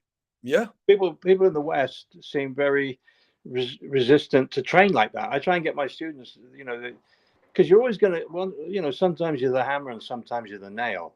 mm, Nobody likes being the nail, you know. Sometimes, you know, some person's always better than the other, and they get that bloodlust, if you like. And then the other, I mean, I've seen people, I don't like it now, but I've seen people get beat up in a class. I just thought they're not mm, here for that, you know, in yeah, other people's classes, not mine. But I just thought they're not here. I've seen people get like, you know, like a big guy go with a small guy, change partners, that sort of thing, and then small guy gets a broken rib, and like, so mm, no, it's not part of it. It's all you go to Thailand, but they wouldn't accept that. You know, there's a time yeah, and a place, but every class, you know, shouldn't be that. But oh yeah, you know, we're a hard class, we're hard spar. It's like no. you're not developing as Thai boxing as it should be, you know. But Yeah, it's almost having the right level of intensity, so that you learn. So a lot of people, if they get beat up in sparring, they're never going to come back. It's quite simple. Plus, the school is going to get a bad reputation, and I mean, the few people that they have will probably be very good, you know. But yeah, you're either a fighter's gym or whatever. But the only problem about that is, you know, one person is not developing; they're just kind of covering up and hoping that the round ends that they can get a new partner or whatever, you know. Mm. They're not actually developing as a fighter, you know, because they're scared and they're just covering up, you know, and they're not having a good experience. And you know, if you're running a commercial gym, it's about the experience, Mm. a good time, you know, first and foremost. Otherwise, they ain't going to come back, you know. And if they don't come back, they're not training. Well, they ain't going to get good anyway, Yeah, you know. So it's human nature's fascinating, but you know, I love watching people. You know, I'm a people watcher. I love human beings, okay. things like that. You know, and even like, you know, I watch a class sometimes, somebody else's class, and I'll try and work out who's who, like who likes going with who, and who's the bully. Mm. You, Yeah, you know what I mean? But you know, when it really comes to it, you know, you see one guy bully one guy, and then he goes with one of the top guys, and then he changes his demeanor, and now he's yeah. like, Mm. "Oh, slow down, man. You know, don't hit me so hard. Hang on, you just beat that guy up." Yeah, yeah, yeah. You know what I mean? It's yeah. So Sometimes people need to be humbled down. I mean, I've been there. You know, it's like when like you're sparring with somebody that's not as good as you, and you can just let that ego out a little bit and start dancing and stuff like that, and then you spar with somebody that's better than you, and he puts you back in your place, and it's like your ego keeps getting in check. You know, it's like it kind of humbles you down. I found out it's like when you get bit up, when you start training with people that are much better than you. I mean, like the Thai boxing gym where I train, it's a professional Thai boxing gym, and a lot of people are much better than me up there. So I get very often I get they mop the floor with me, man. So I think the highest level is to be able to dominate somebody and humble them without hurting them. yeah, You true, know what true, I mean? true. You're just touching them at will, and they're like, Yeah, "Oh man, you know, you're not even hurting them. It's just bop." that's what Panikos does. I'm trying to get him, and he's moving with his footwork, and he just Yeah, yeah, tucks me on the head, and he just does all sort of stupid. He speaks to me as well. sure. You know, have you ever been with people when they spar with you, and they speak to you, full blown conversation Oh while yeah, they fucking spar with you? yeah, yeah, That's annoying, mate. yeah, yeah, yeah. Okay. Tell you what, let's shift from the combat to a bit more of personal development and spirituality, if that's something that you want to do. Yeah, yeah. So, do you actually implement any type of slow movement, like internal work, like Tai Chi, Qigong, and things like this? Is that something that you're interested in? No, I did Tai Chi for quite a long time. Okay. Got some good benefits out of it. It was competitive Tai Chi. I Yeah. don't know Dan Doherty. I'm not even sure he's alive now, but it was Wu Tan style back in the day in London again when I was training. So I did Tai Chi for a couple of years. I know some people that do Bagua and Zingi and all that sort of stuff. Yeah. And they're quite proficient, you know. Um, I walk. I like to walk. That's my kind of Yeah. chi walking or whatever you want to call it. Yeah. But I like to go for walks. I've got a dog, which is great. We go out, Mm. try and do that as often as I can. Not often as I should, but often as I can. I'm quite a solitary person. I spend a lot of time uh, on my own, if you like. Yeah. You know, I read. I'm quite solitary. Uh, yeah, so but in terms of movements, I'm getting old, so I move slow, anyways. Yeah. Yeah, You spend time in nature? Do you go camping sometime and things like that? No, hiking? No? do. I live in a beautiful part of the world. Yeah. I mean, I'm looking. I don't know if I can show you. I don't know if you can see out. Let me see if I can show you out the window. Can you see? Oh yeah, yeah. You're in the countryside, man. That's Yeah. the sea. Can you see it? Yeah, yeah, yeah. So we live by the sea. Uh, Nice. and so I live in a beautiful part of the world. I'm blessed. Mm. So yeah, I do go camping now and again, not very often, but Yeah. spent a lot of time living in bushes in the army anyway. So Yeah. Yeah. um, Look, I got myself that a couple of days ago. well, yes. Nice, nice bushcraft. I like my bushcraft. You know, when I was younger, my father used to take me like a month at the time. We used to go just wild camping for a whole month. Yeah, It was showing me everything, like how to build snares and how to build shelters and things like that. I've always loved that stuff. You know, I think that's something should be taught to kids at school. It's a lost knowledge, isn't it? yeah. No, there's you know, I think we lose most. I say we. I'm generalizing. A lot of people don't really connect with nature. We lead very superficial lives, Yeah. and it. I do. I commune with nature when I go out. And yeah, it's just I get out there as often as I can, and I like to. I do a lot of rucksack, Yeah. rucking.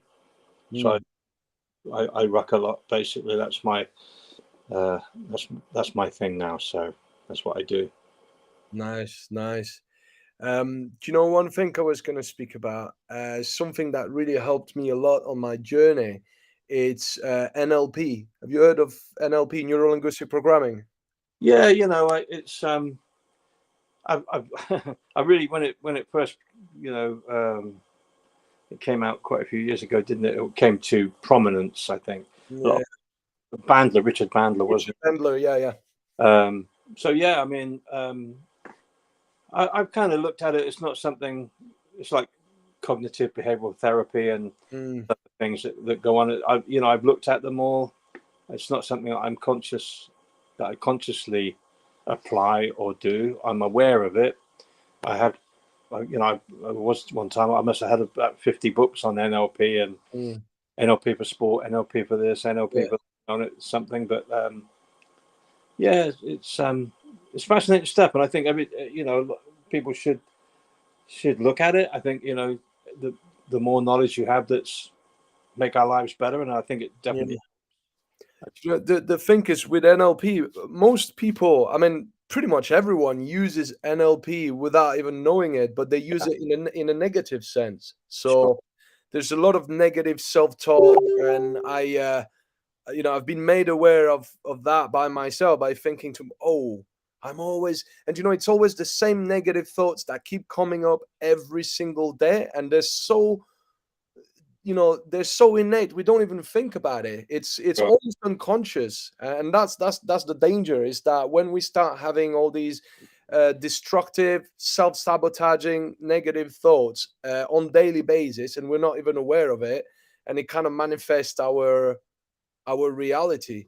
So I think that's a really good knowledge for people to get, because then the first stage is they learn to become conscious of the negative self-talk that's happening in there, and then they reverse it. It's kind of you know, that's what all that shit is, by the way, on my walls. Like, do you know what I mean? It's all my uh suggestions, like positive empowering suggestions, like I am learning Muay Thai with great ease. I am present. I am focused. What I seek is seeking me. I am in tune with the universe. I am evolving daily. I'm facing my fears. You know, it's like powerful stuff that I want to manifest in my life.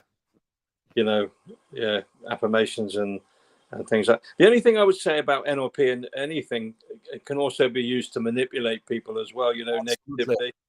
Negativity. I don't know if there was a book out called The Game. I don't know if you ever The heard about it. game. Called The Game, I think Yeah, it was. sure. Is it like persuasion? Well, it's how to seduce women, basically. Okay. But Yeah, it was yeah. a bestseller. It was a big book, but it was kind of Mm. it was all that kind of mind stuff, But um, kind of what the guy's name was. But it was it was really manipulation. Yeah, On the same lines as NLP or whatever that yeah, yeah. So yeah, it's a double edged sword, same as most things are. You can use it to teach, you can use it to pass on the message more efficiently, like accelerated learning and stuff like that with your student. But for sure, I mean, it all depends what your intentions are. If you got negatives intention, I always say to people, everything has got two sides. It's like a coin. You got a light and dark. You got a light side and a dark side, and any knowledge could be turned into a weapon or into an instrument. It really depends what people want to use it for. Yeah, absolutely. Yeah. What about breath work, Maurice? Breath work, meditation, is that stuff that you look into? Do you know Wim Hof? Yeah, I know Wim Hof. Yeah, I know of Wim Hof. Yeah, yeah, yeah. Breathing, just going up and down stairs, just takes me out of breath. But I pray. I do pray. Okay. I'm not religious, Mm, um, but I have a connection to spirituality and God. So I do pray. I pray every day. that's Uh, good. but I don't believe in formal. I was brought up as a Catholic, but Yeah. obviously with I don't want to say the wrong thing, but obviously the things that went on within the Catholic Church and organized religion, it's I think don't for me personally. I'm not saying it's wrong. I'm not saying it's right. I'm just saying for me personally, um, this is one of the things I was figuring out because Mm, that as we grow up, I was told who I was. So, you're a Catholic, you're Irish, you go to church, yeah. then you join the military, you're told who you are, and blah blah blah. And I didn't really know until I left the army and went through a period of like, who the fuck am I? Mm, Because like I wasn't. I think I was like wearing a false skin. I wasn't being authentic to me, and it took me a lot of whiskey and a lot of violence and drugs yeah. and destructive behavior and relationships and things like that. It took me a long time to become who I think I'm happy being. Mm, And we're all a work in progress, absolutely. Mm, today. But I think I'm quite. I've always been spiritual, but I'm happy with who I am, basically. yeah. Yeah. You Yeah. know. So I'm blessed. I have an attitude of gratitude. I'm thankful every day because Yeah. like I know how fragile life is, and it can be taken away from us. I've lost a lot of friends. Sure, Mm, most people have, but as you get older, it becomes more. Plus the lifestyle, people that I know involved in lifestyles. I probably lose somebody I know at least once a month. fuck yeah. You That's, know what I mean? So and meaningful people. So yeah, it's it took me a long time to get here, but I think I'm yeah. in the right vicinity if I'm not in the right place at least. It makes you think, all this. I mean, I've had as well. I mean, I've been suffering of anxiety and depression pretty much all my life. I mean, it got better with the years, but that made me meditate on death. Right. That made me contemplate death. And death is the most primal fear of us human beings. It's like you think about, oh shit, one day I'm gonna die. And I remember when I was younger, I don't know, I must have been like 7 or 8 years old, and I was crying one night. It used to make me cry, bro. Do you know, it's like as kids, like if as a kid that you will live forever because your spirituality has not been tinted by the system. It's not been you've not been indoctrinated yet. So, you know, and when somebody told me that one day I was going to die, first I imagined my parents dying, and that made Mm. me cry. Then I imagined myself dying, and that made me cry. And so I had, and really around the times in my life when I was really unhappy and I didn't want to be here, I'll be like, the aliens come and abduct me. I'll work for you guys. Do you know what I mean? It was mad. I just didn't want to be here anymore. And that made me meditate on that. And I just thought to myself, okay, so what is it? Is it all dark? I try to imagine myself not existing at all, which is almost impossible to imagine that on the level of the mind. And then I had a few near-death experience, times where I really thought I was going to die. And that has done the best. That was probably one of the best things that ever happened to me. Those near-death experience. One of them was organic. It was a situation where I could have died, and the other two were induced by psychedelics. Right. And the next, it's like my ego goes. It's like it feels like my consciousness is getting compressed, and I feel like that's it. I'm gonna die now. And my ego is like, no, no, no, no, no, no, no, no, no, no. And then boom, I'm still here. Do you know what I mean? That has stopped, and I'm still here. And then I realized that I'm still here. And the first hour, the first day, the first week, the first month after that was probably the best of my life. Right. My breakfast was the tastiest breakfast I ever had. That made me look at life, at what I've taken for granted, what we all take for granted. Sure. It made me appreciate it more, and then I started to look at it from a completely different angle: death, life, and death. Well, I think we've all been dead because, like, before we were born, it's just whether we had a previous life or not. I don't know. I haven't. I'd like to believe that. I'd like to believe that. Like we've been dead for millions of years before we were born, and as far as we're aware, I mean, I don't know whether reincarnation is a thing or not. I don't know, but yeah. It's madness, when you think about all this, man. I think it's I don't think people should be afraid of dying. I think people should be afraid of not living. Yes, very right. A lot of people don't live. They exist. They function. Yeah. No, this is what I'm talking about: pushing the boundaries. Doing stuff that you're scared to do, finding out who you are. I'm scared of heights. Same here. So yeah, but yeah, I just thought, if I wanted a career path in the army, then it was going to inhibit me. So I did a parachuting course and went on a mountain. I became a mountain leader. Went to Norway. Went rock climbing. Okay. I'm still scared of heights, but just confronting your fears, isn't it? Yeah. You don't even overcome them, but at least you face them and temporarily deal with it, But it's rewarding, It's all we always said that on the other side of your fears is everything that you ever wished for. Like the growth. The growth is there. And it's like it takes so much courage to jump, to just dive into your fears. It's like almost like jumping out of the airplane, not knowing whether your parachute is going to open or not. It takes a lot of. I have my fears, because I feel I want to, like, say, for example, I want to put something on YouTube or something like that. And I go, nah, nobody's interested, or I won't do it, and I don't do it, and I don't take my own advice because, like, if somebody else was telling me that, I would say, do it, but I don't, because it's like, I don't know what, well, I'll wait for the right time, or now's not the right time, or whatever. And and it doesn't get done, I know people would like writing, I'm supposed to be writing a book, my life story at least, but people get frustrated with me because, like, I find it difficult. But I mean, again, it's like you say, it's fear. It's fears. Yeah, I mean, I don't know.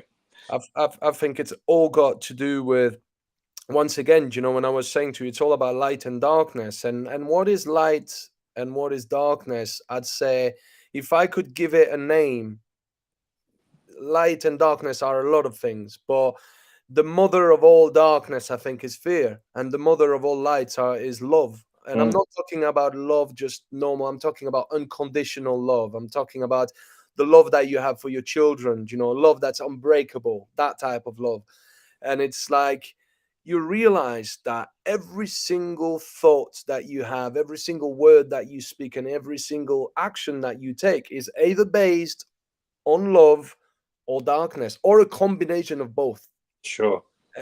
And it's like it makes you think now. Okay, it's like, before I thinking to myself, right, is what I'm gonna say based on fear or based on love? Is it based on darkness? Is it based on my inner fears, on my traumas, on my unresolved issues, or is it based on love?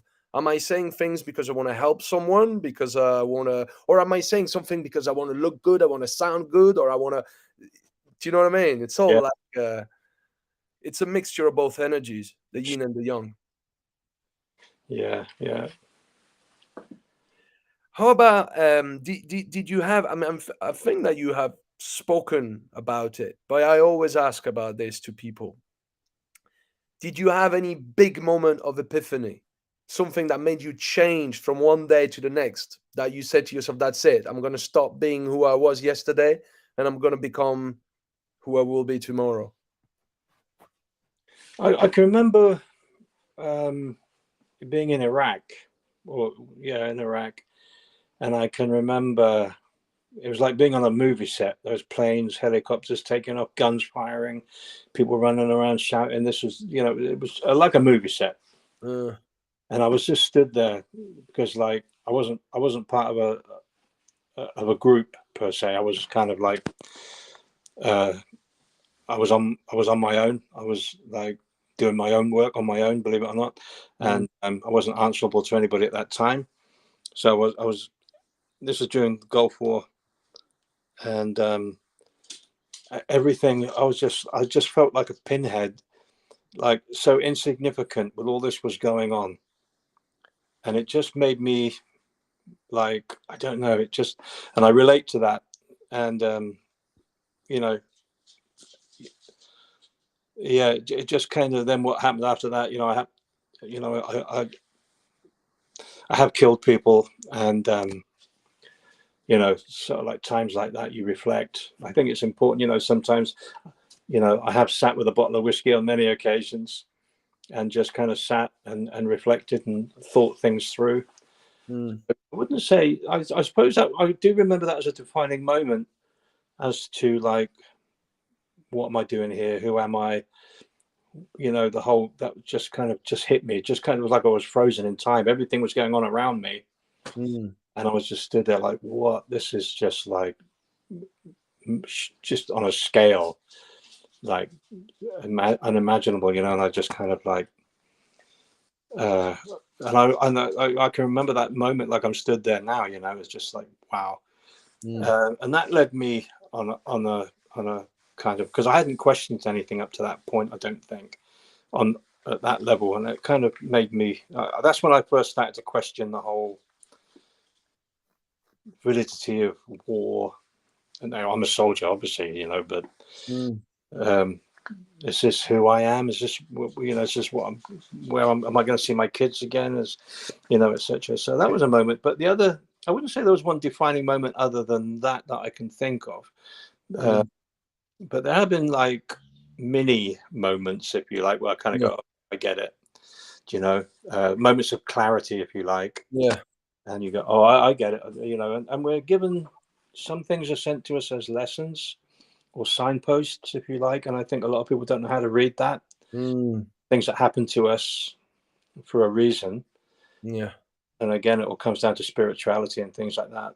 mm, One person might see it as just that's just something happened, or no, that happened for a reason. That was, that someone's trying to tell me something, or whether it's the universe or the great consciousness or God or whatever it is, that was sent there for me to take on board, to look at and take a lesson from. So, but like I say, Jack Daniels is a good friend of mine, and Irish whiskey, obviously, yeah, and I'm not advocating people use alcohol as a kind of a way to get through things, but yeah, but sometimes to sit and just a nice glass of whiskey and reflect on things, sit, no distractions, no music, mm, just think about, why am I here, without getting, I'm not an anxious person, I'm not a depressive or anything like that. I'm yeah. melancholy, I can get melancholy and think about the people that I've known over the years and maybe not with us anymore, and moments and happy times and things. So I'm not depressive. I can be melancholy sometimes, but Yeah. Well, I mean, considering your past, I mean, as you're probably dealing with it really well. Can I ask you something? yes. It's a bit of a strange question, but you said that you took people's life. Okay, we're not going to speak a lot about it. Okay, but it takes courage to say it. First of all, if that's happened to you, do they visit you? Do do these people visit you in your dreams, or do you still see their eyes, or is There it was something that stayed? there was one incident in Iraq in the desert. I didn't kill him. We came across his body, and it was out in the middle of nowhere. I mean, just miles from anywhere. Yeah. And he was a young man, and he'd been dead maybe a couple of days, but the sun had really done a job on it. His body was like, we came across him. We thought we'll bury him, and we had a little bit of said a few prayers. I mean, obviously he was Muslim, I suppose, but you know, we buried him. But like as we're putting him in the grave, like his body parts are coming off on the shovel. I mean, it's grim to talk about it. Mm. But so we, you know, his body was breaking up, and it was quite grim. But I think the thing that really hit me is I don't know who he was, and somewhere his family are probably hoping he's coming home. Mm. Might have a wife, his mother, children, brothers, friends, who are probably thinking about him. Maybe they've written him a letter, and yet here we're putting him into the ground, unbeknownst to them. And I thought that was, I don't know, we were all touched really deeply by that. I think it was the fact that he was in, you know, just nobody else was for miles around. We don't know the exact circumstances, how he died. He was obviously shot. Mm. We don't know the specific circumstances we came across him, but this now they're probably wondering, you know, what happened to him, you know, how did he die, where did he die, where is he now? Mm. Mm. The ground, you know, we know.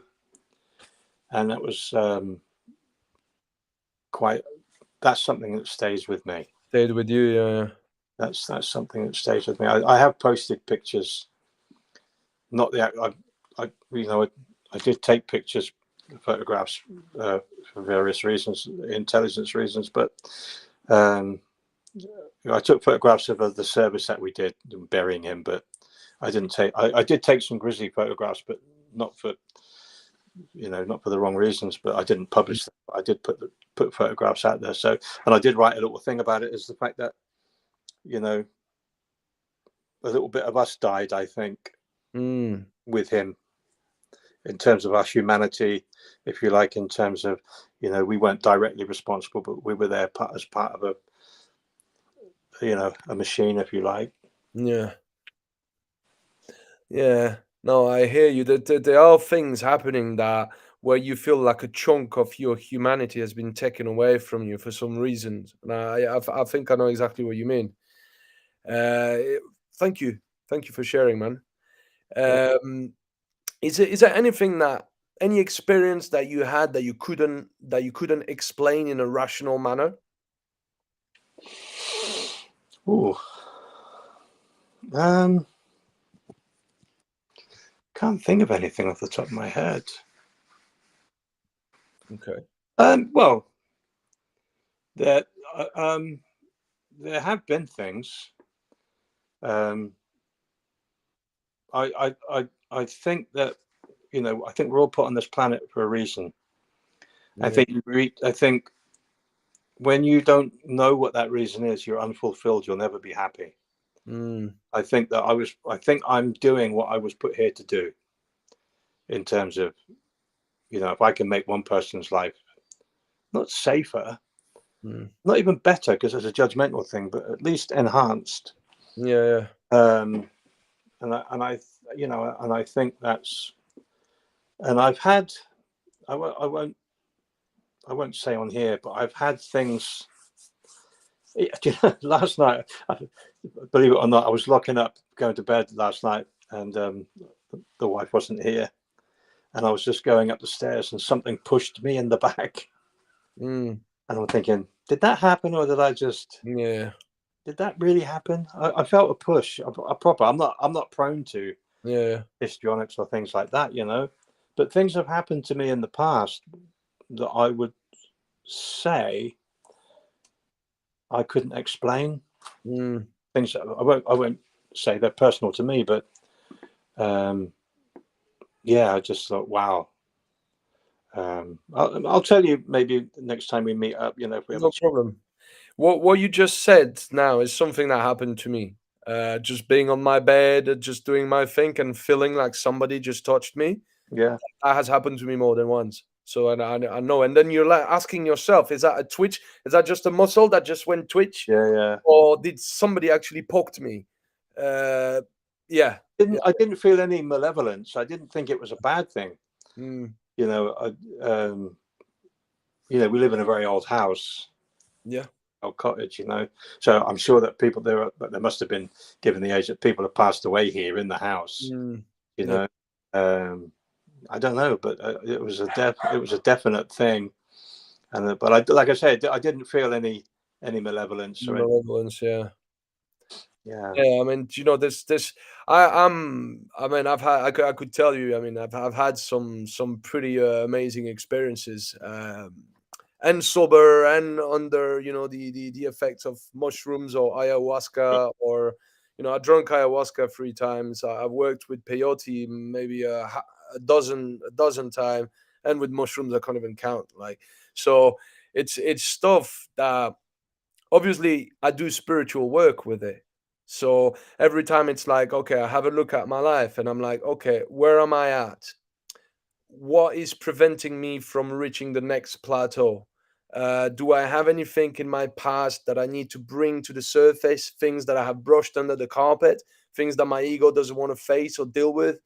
Is there anything that I have the possibility to deal with right now to make my life easier and become the better version of myself than I was yesterday? sure.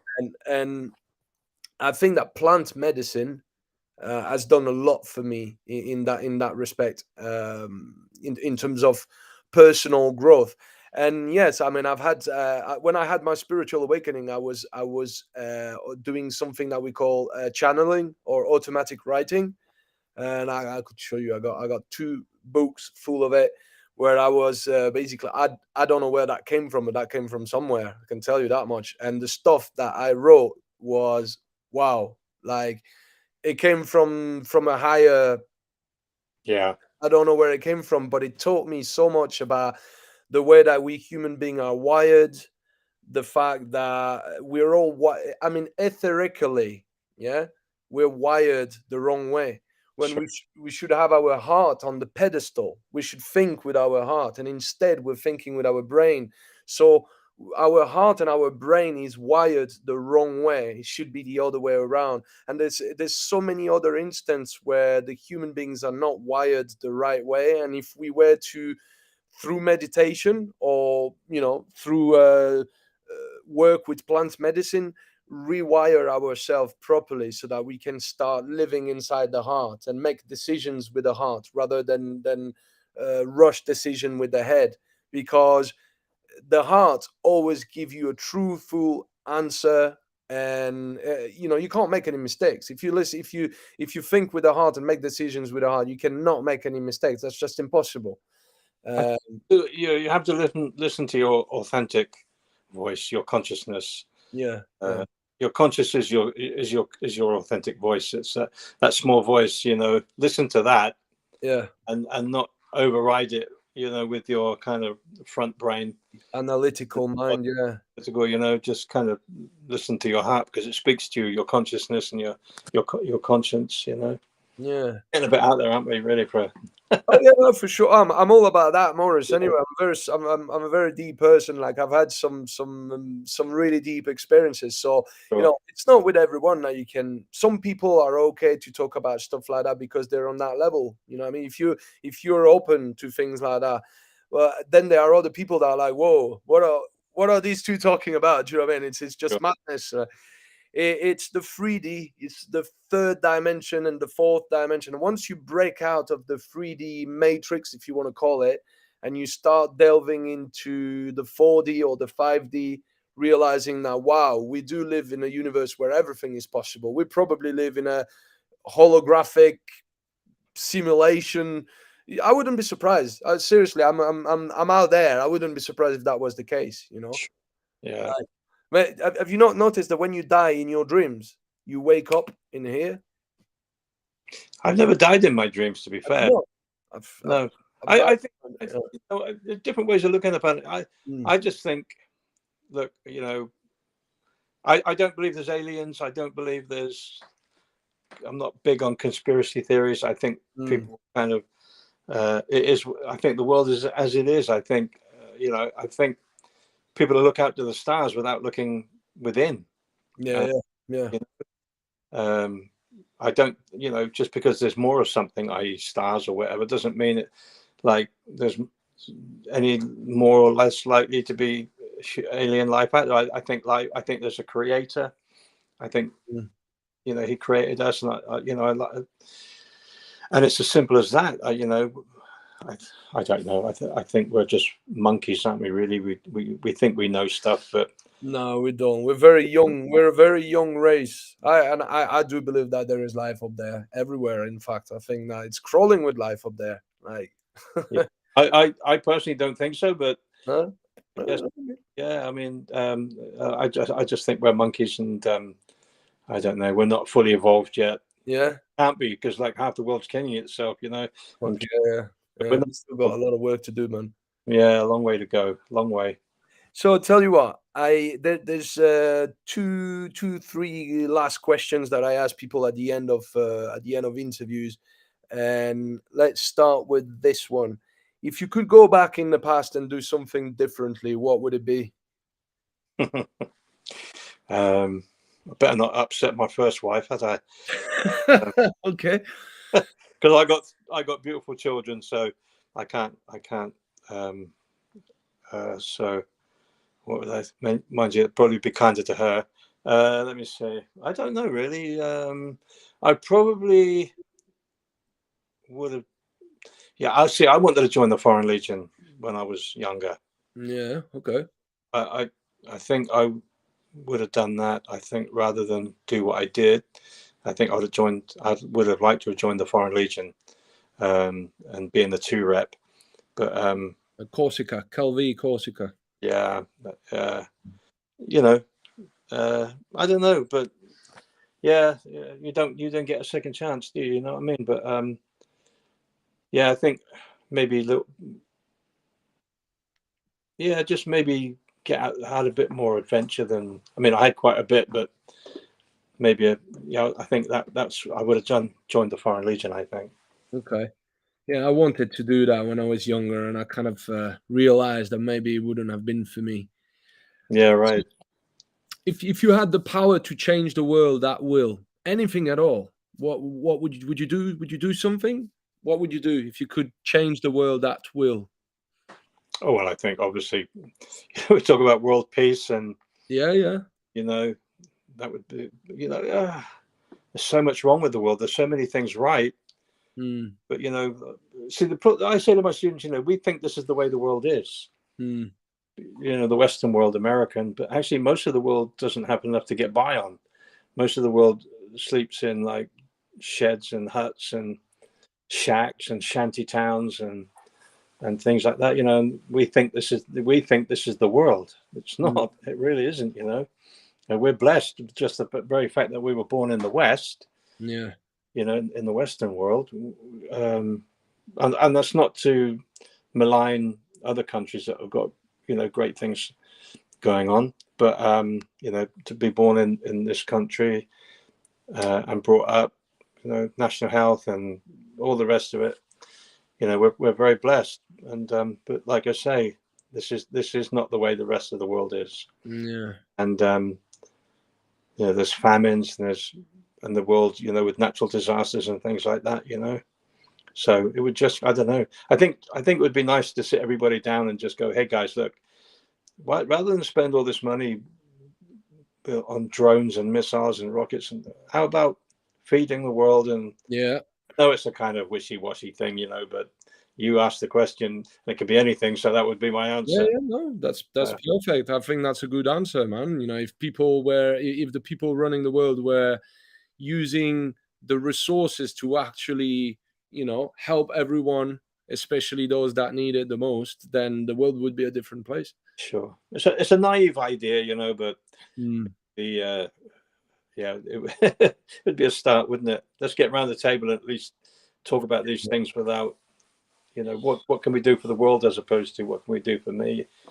Do you know? Do you know how many times I have dreamed about just entering the room on one of these Bilderberg's meeting and just turn the key and go, "Hello, let's have a chat, Yeah, lads." that's right. Yeah. Right, last question, Maurice. What advice would you give to younger generations? Well, one thing I was always conscious of was the fact that one day I would be old, and that I can't do many of the things that I used to do. Like I can still do a lot, and I can still do more than most people, but I can't do. I was always conscious of the fact that one day I'm going to have to sit in a rocking chair and look back on my life and say, did I do enough? Did I do enough good? Did I do enough? Did I reach my full potential as my duty as a human being? I was put here. I was blessed. Did I make the most of that?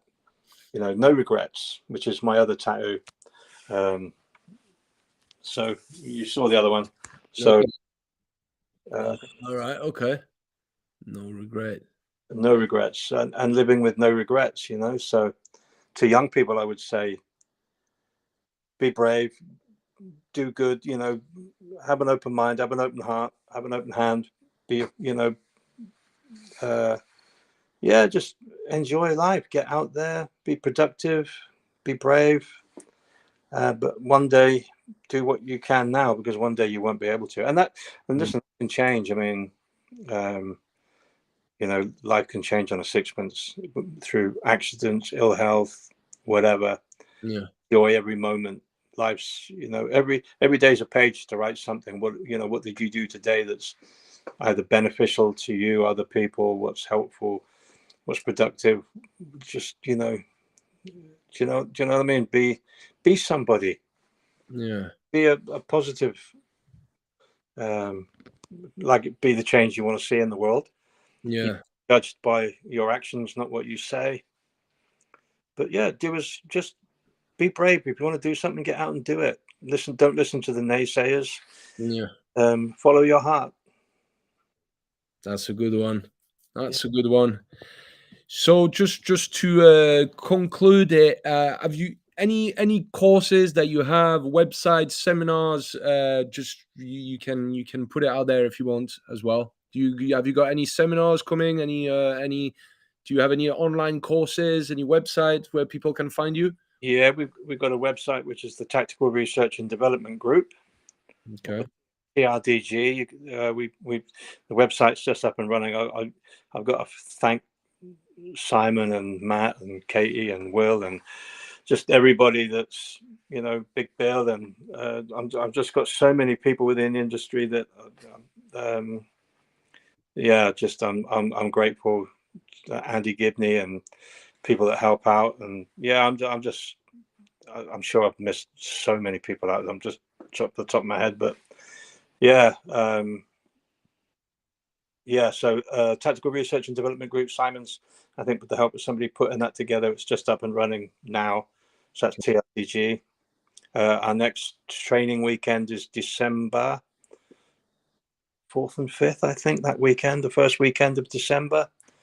I wouldn't be anywhere without these people behind me, by the way, because I'm a dinosaur when it comes to tech and things like that. And they kind of,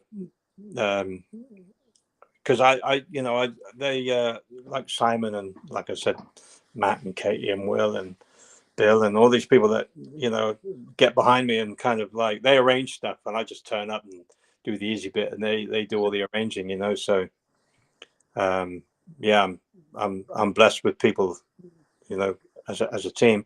But our next training, we got a great group of people. Most of them are instructor level.